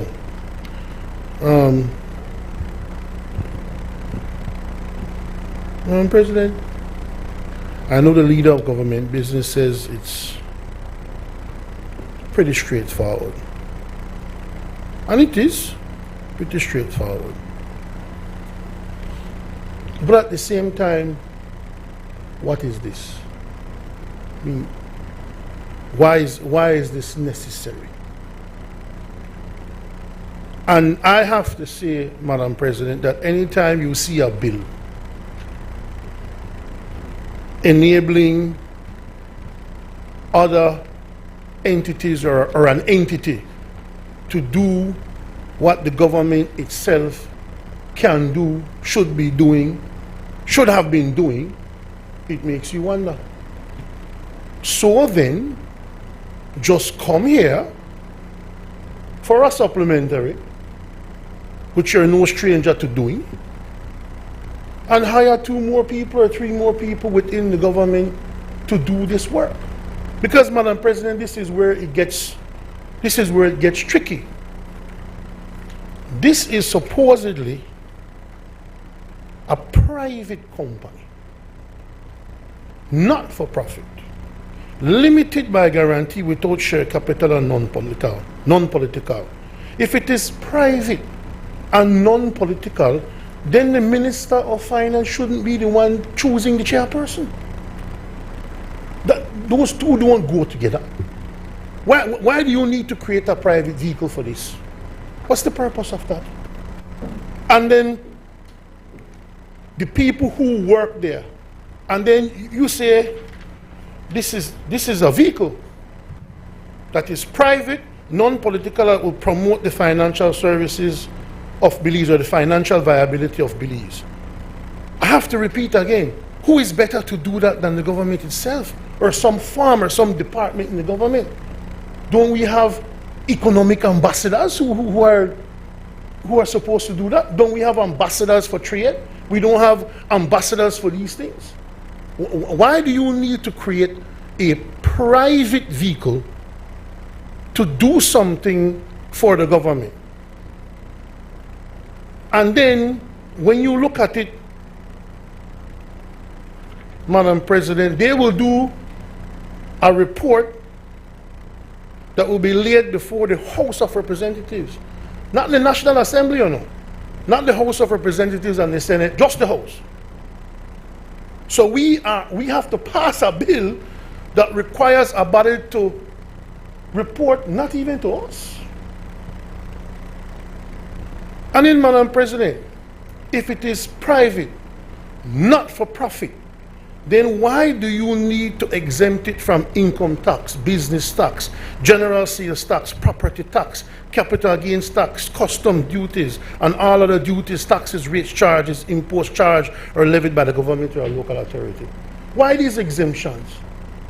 You have to see, when a person is looking at a bill like this, you create an environment where this is just merely a cover for people to say, listen, I want to avoid certain taxes.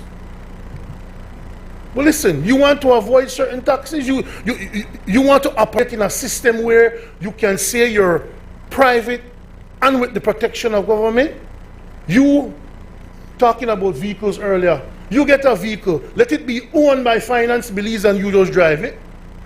Free from custom duties, free from everything.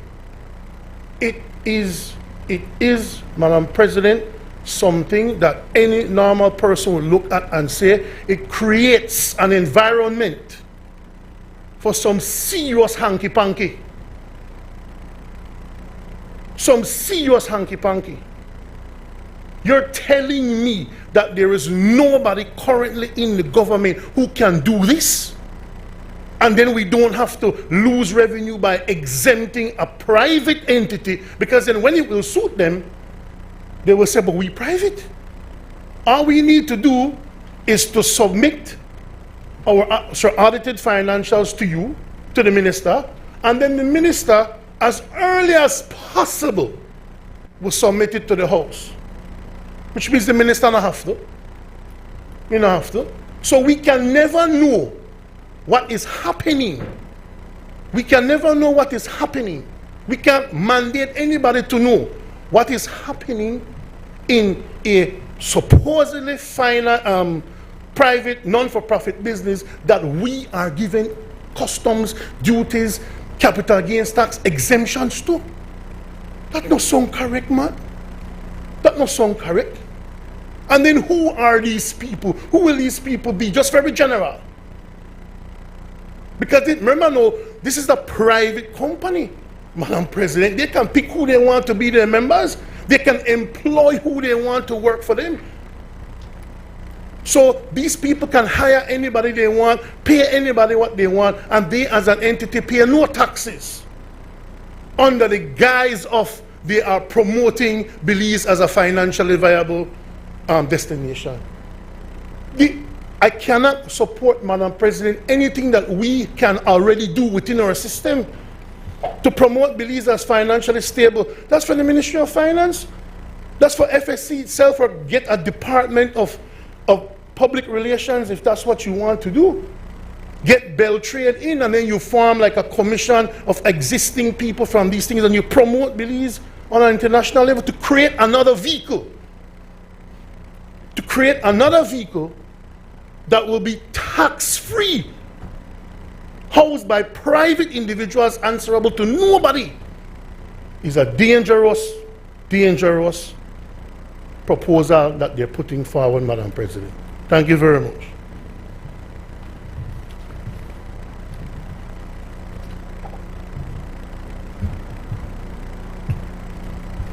I recognize Senator Chris Cohen.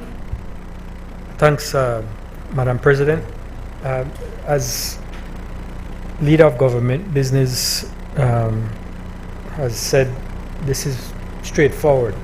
And the essence of it is the separation of the marketing from the regulation. It is not unlike what pertains in the British Virgin Islands. British Virgin Islands has probably the most successful offshore companies registry in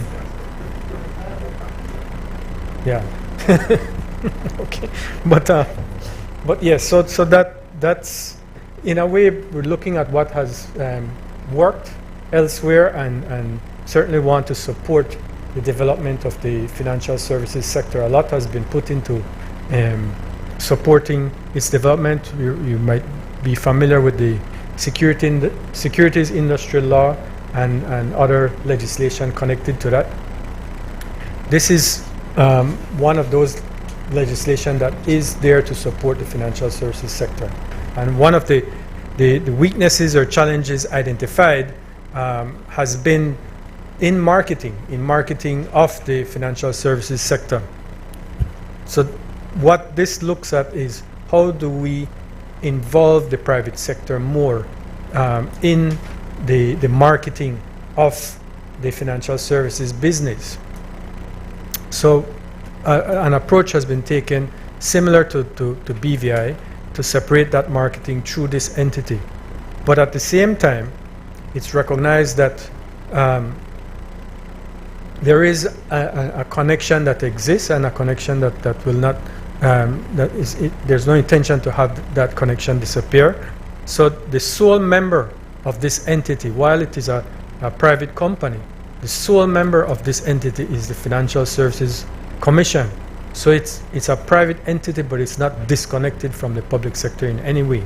It is through that Financial Services Commission that the directors are appointed. The minister has only one role to play, and that's to select the chairperson. But the board of directors is to be selected essentially from the private sector by the Financial Services Commission. So there's no this thing will go on a frolic of its own. There is underlying connection with the Financial Services Commission. So I just wanted to make that clarification and state that I support this motion, this bill. Madam President, in winding up the debate, I just want to be clear, because there's a suggestion that hanky-panky won't take place. So I gone and I checked who formed this company. Barrow and Williams. We're part the registered office. Kenya, man, Kenya. Registered office, Barrow and Williams, Equity House, 84 Albert Street. That's where the hanky-panky want to take place? That's where the hanky-panky want to take place? The long... calm yourself down, Kindly be reminded, Senator Perfeet, of Standing Order 40B.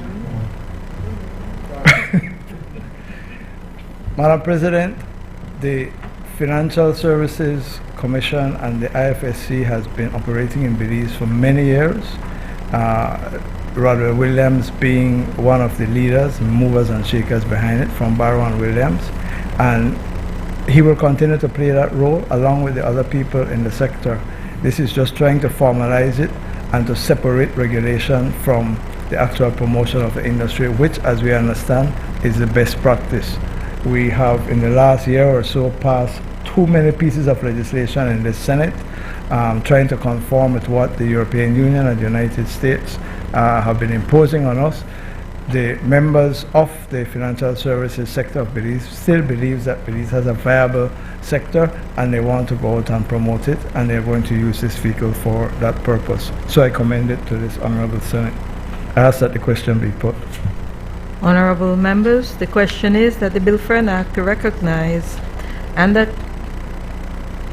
acknowledge the formation and existence of Finance Belize Limited as a private sector entity, not-for-profit, limited by guarantee, without share capital and non-political, to promote Belize as a financial services center, to grant it exemption from all taxes, duties, and other imposed, and to provide for matters connected therewith or incidental thereto, be read a second time. All those in favor kindly say aye. Aye. Those against kindly say no. The ayes have it.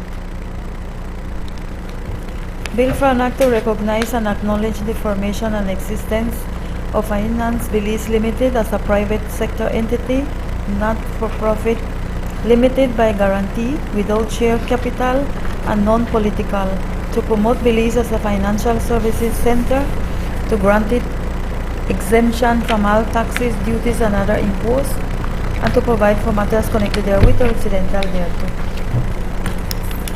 I recognize the Leader of Government Business. Madam President, I rise to move a second reading of a bill for an act to provide privileges and immunities to the Global Fund and to persons who are representatives constituting the organs of the Global Fund. Officials acting in the interest of the Global Fund, members of the Global Fund Technical Review Panel, members of the Global Fund Technical Evaluation Reference Group, and experts on missions in the interest of the Global Fund in the fight against AIDS, tuberculosis, and malaria, and to provide for matters connected therewith and incidental thereto. Madam President, I believe the Global Fund is well known to all members of the Senate. It is a well-recognized international financing, multilateral financing institution that it was established, I believe, in 2002 or thereabouts, and it provides financing, research, and work in relation to fighting AIDS, tuberculosis, and malaria. The purpose of the bill is to provide the privileges and immunities that is usually accorded to international organizations like this when they're operating in Belize. Recognize Senator Michael Perfeet. Madam President, forgive me if my presentation on this matter will seem overly emotional.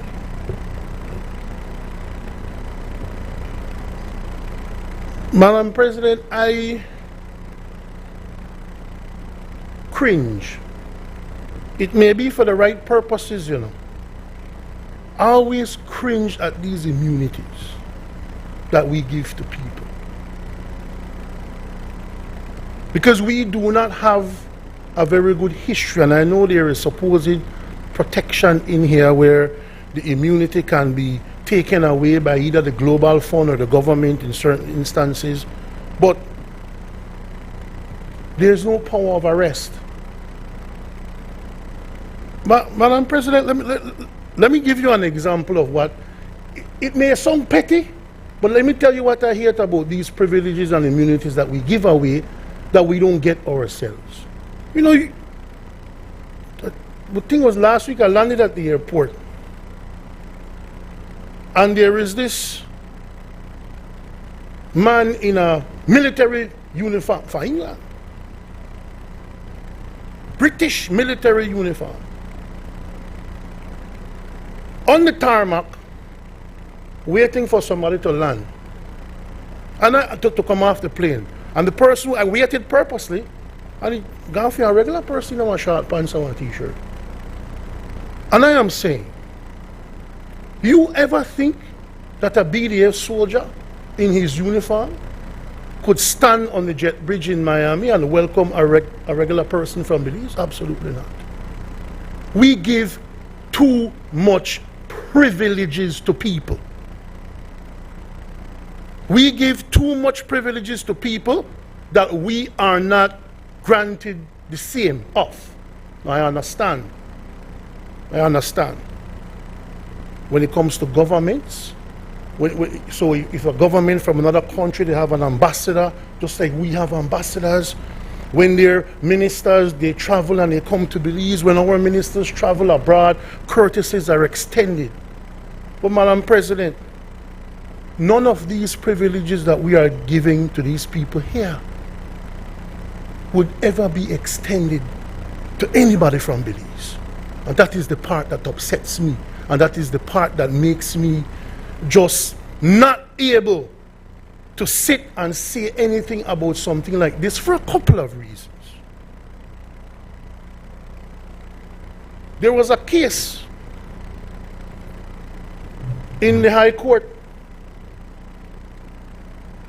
where I think it was a British soldier again, kidnapped a Belizean, kidnapped his girlfriend, and probably the judge who was hearing the case frightened because he's a white man for true. And he must have some kind of immunity, though. Said, you know what? He could not stand trial for that kidnapping simply because he was a British soldier. Of course, the Court of Appeal later said, no, man, that is absolute nonsense. He has to be tried. But by the time the Court of Appeal said he could be tried, he done gone. He don't get bail and gone. And do you think that the British government will send him back here to face trial? If you have that, I have. If you believe that I have seafront property to sell in Belmopan, it's never going to happen. Never going to happen. The images don't go, the privileges and immunities don't go. So when I look at something like this, now they are treating people for AIDS, tuberculosis, and malaria. And we thank them. And we appreciate them for that. But does that then extend, because they're doing that, do we have to say to themselves, say to ourselves that we will then allow them and their property and assets, wherever located and by whomsoever held, shall enjoy immunity from every form of legal process, insofar as in a particular case it has expressly, except where it expressly waived its immunity, with the understanding that no waiver of immunity shall extend to any measure of execution. Madam President, the only entity in this country that you cannot execute against is the government of Belize. We are elevating these people to the status of sovereign nation in our nation.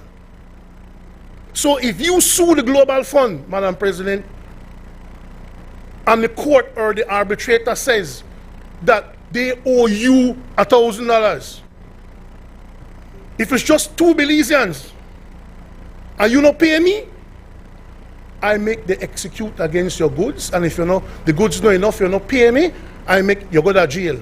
You cannot execute against these people. So even if you are in a dispute with them, if they decide to rent a building and not pay their rent, and they owe the landlord $10,000, even if the landlord goes to court and win, the landlord has no way of executing to get back his $10,000. That's crazy privileges, man. That's crazy. Look, you're granting the Global Fund the levels of protection that you get as a nation, the level of protection that no Belizean company or individual enjoys? No, man. Madam President, it says here, the property assets and the Global Fund. Before I proceed, they have immunity. But if you look at Section 1C, they can institute legal proceedings against you. Nothing says that they can't execute against you, but you can execute against them. How is that a level playing field? So who them people are? What makes them so superior to me? What make them more Belizean than me in a Belize? I can't support that. Madam President, their property and assets of the Global Fund, wherever located and by whomsoever held, shall be immune from search, requisition, confiscation, expropriation, or any other form of interference, whether by executive, administrative, judicial, or legislative action.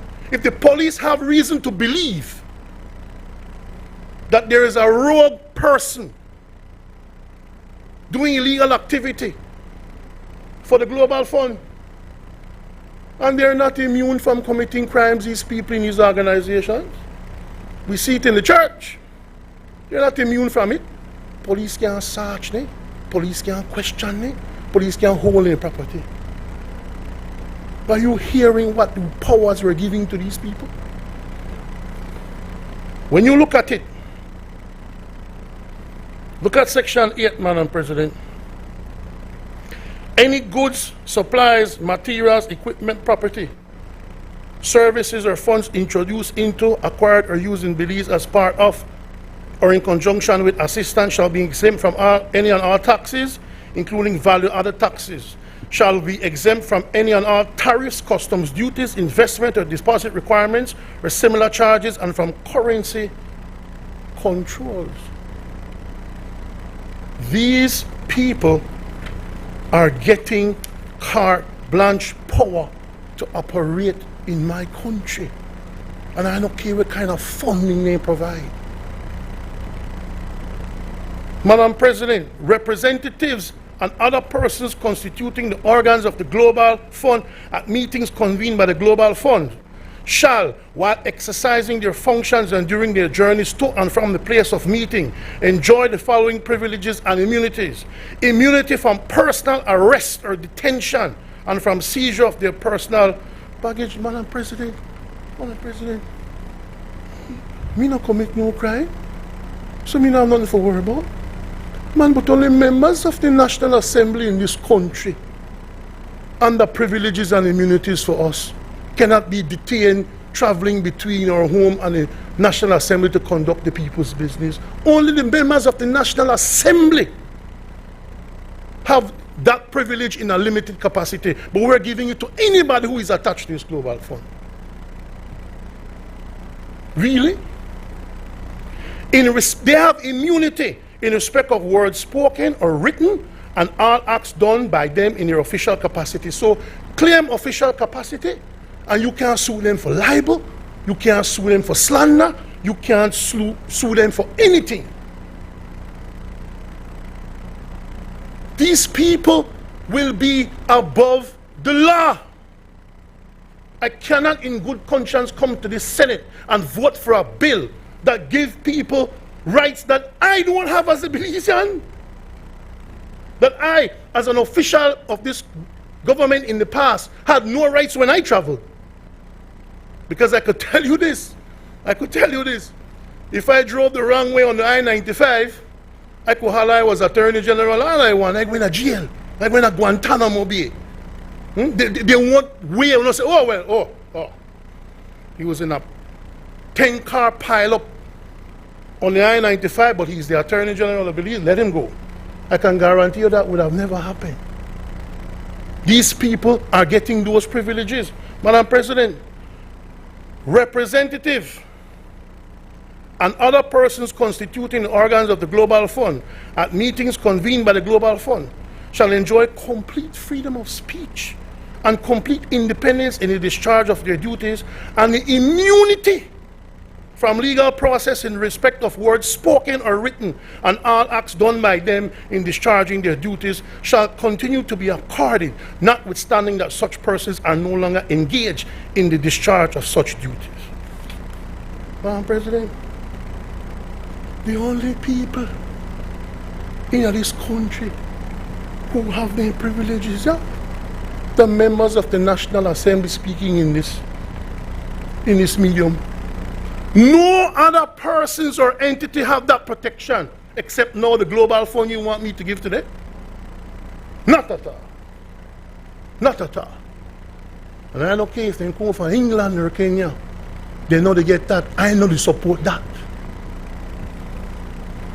Madam President,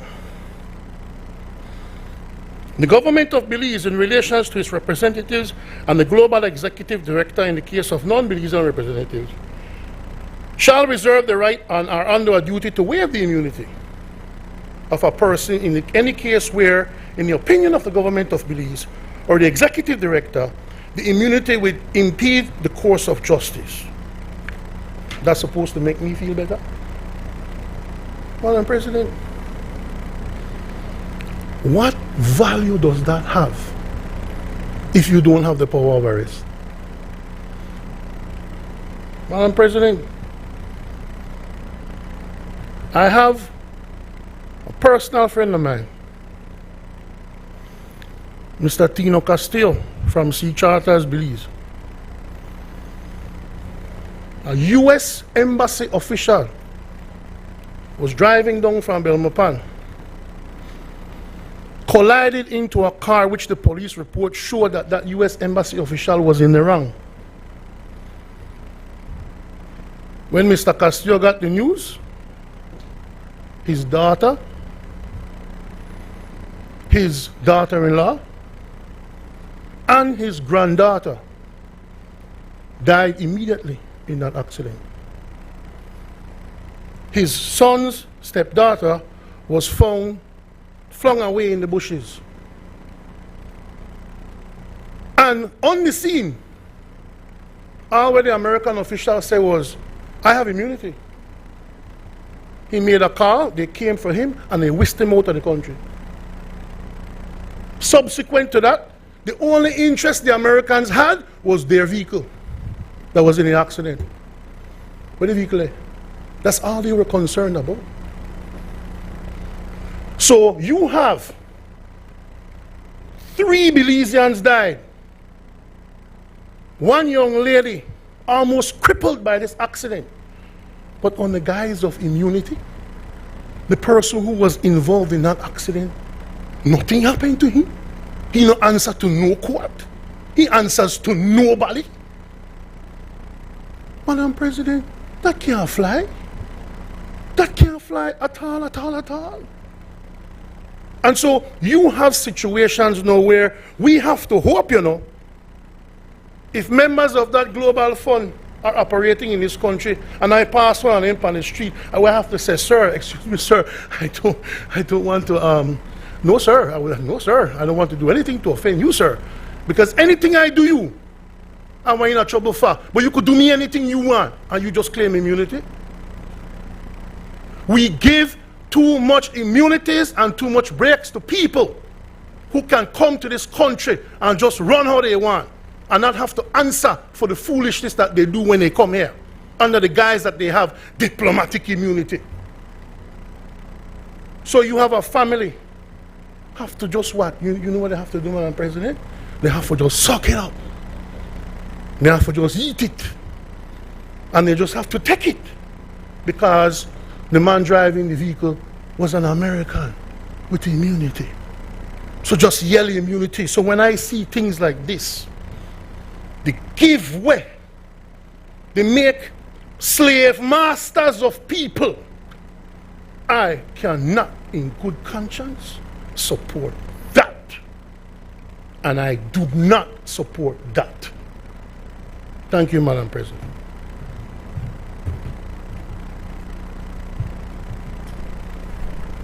I assume, Madam President, that my dear friend, Honorable Michael Perfy, will this afternoon go to the immigration and turn in his diplomatic passport. If I have to. No, just go through. No, what I'm Because, no, hold on, you had your... No, but you're you had misrepresenting what I said. I'm saying, Senator, me with my diplomatic passport has none of these rights that you want to give to these global Senator fund Michael people. Perfy, I ask that you take your seat. If you need to speak, it has to be on a point of order. Why, touches to them, man. Lord, that we got on. Tracy got you. Leader of government business, can we stay with the bill? He had enough for today. He left. You're still there. So. On a serious note, Madam President, and on a serious note, Senator Perfy well knows that the diplomatic privileges and immunities according to diplomats, diplomatic facilities, and a whole raft of international organizations is standard throughout the world, and it's no different in Belize. No different. The reason for these privileges and immunities to exist is not that they're abused in countries like Belize, but there are a number of countries around the world, and if you think about it, and I won't call the name of any country, but think of certain countries where you have to go into as a diplomat. Countries that are autocracies, dictatorships, countries that do not respect the rule of law, countries that do not have institutions that can defend you and guarantee you the right to a fair trial. And people have to go in there to work, people have to go in there to do research, people have to go in there as diplomats to try to solve problems or to represent their countries. And therefore, you have privileges and immunities for an institution like the Global Fund that operates in countries where malaria, where tuberculosis, and where HIV/AIDS is prevalent, and they just simply cannot go in there because they are not sure how their employees, their experts, their leaders are going to be treated. And therefore, unless they have some guarantee that they will have certain privileges and immunities, they simply won't go in, and they cannot responsibly send their people into these difficult countries and difficult areas. And so this Global Fund Privileges and Immunities Act is the same throughout the world, wherever the Global Fund operates. And it's very simple. They can't make an exception for this country, another one for that one, change this clause out. They have a precedent that is sent. You either use it or you don't use it. You either accept them or you don't accept them. Yes, Madam President, the Castillo family incident is serious and sad, but that is the way diplomatic immunities work. If one of our ambassadors is in an accident, wherever he or she is posted, they will be treated in the same way. That's how the system works. And it's unfortunate that people fall victim to it. And, you know, we have to have confidence that in the event something were to happen to one of our diplomats serving abroad, they will be afforded the same protections that we give to diplomats here. Now, there are two provisions which Senator Perfeet identified and brushed over, but those provisions are critically important because they provide for the government and the executive director to waive the immunity.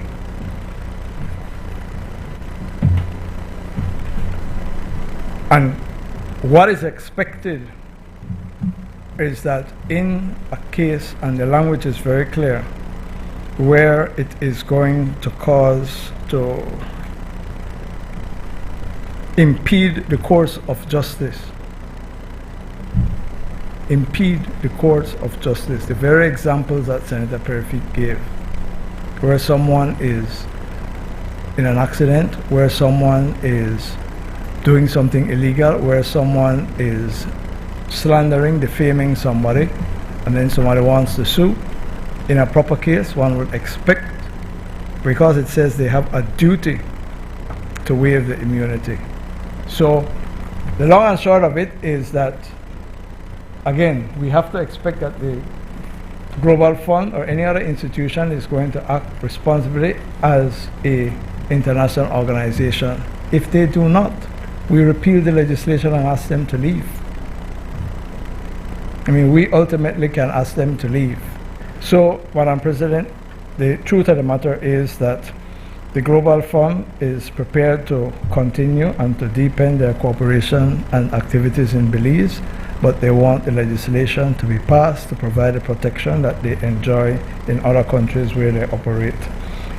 Before closing, I will just point out that without comment this morning, we approved and authorized the Minister of Foreign Affairs to ratify the Status Protections Agreement for the Multinational Security Support Mission in Haiti.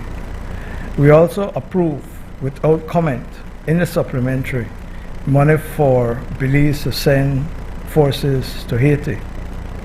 I believe it's 1.7 million, 1.7 million without comment.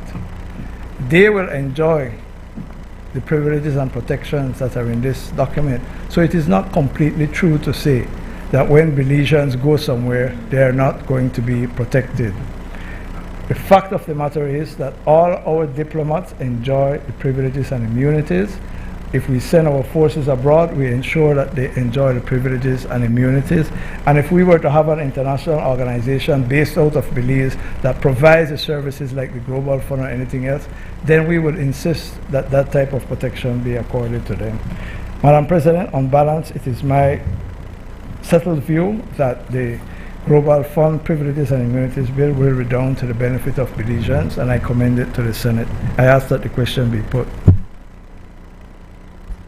Honorable members, the question is that the bill for an act to provide privileges and immunities to the Global Fund and to persons who are representatives constituting the organs of the Global Fund, officials acting in the interests of the Global Fund, members of the Global Fund Technical Review Panel, members of the Global Fund Technical Evaluation Reference Group, and experts on missions in the interests of the Global Fund in the fight against AIDS, tuberculosis, and malaria, and to provide for matters connected therewith or incidental thereto, be read a second time. All those in favor, kindly say aye.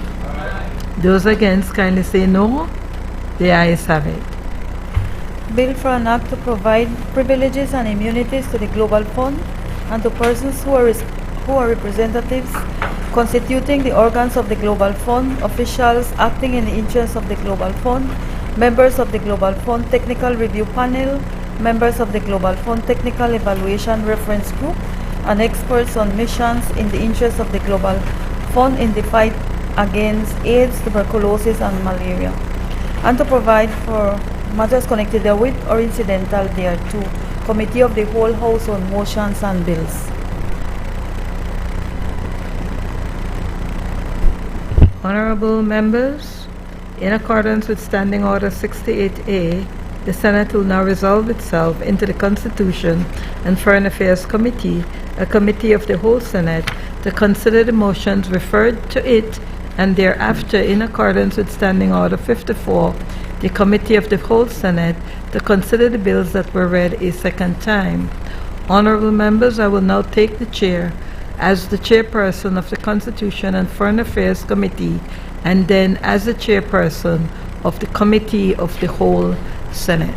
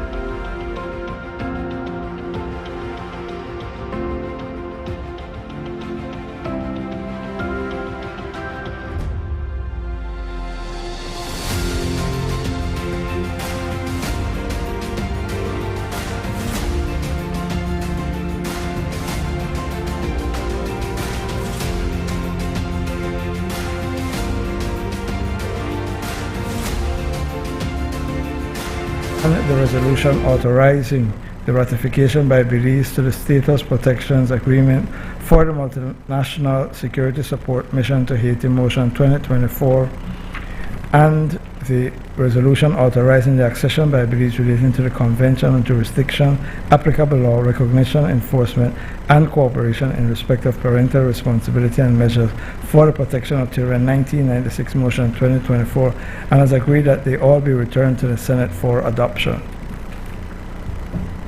Honorable members, the question is the resolution to celebrate 35 years of diplomatic ties with the Democratic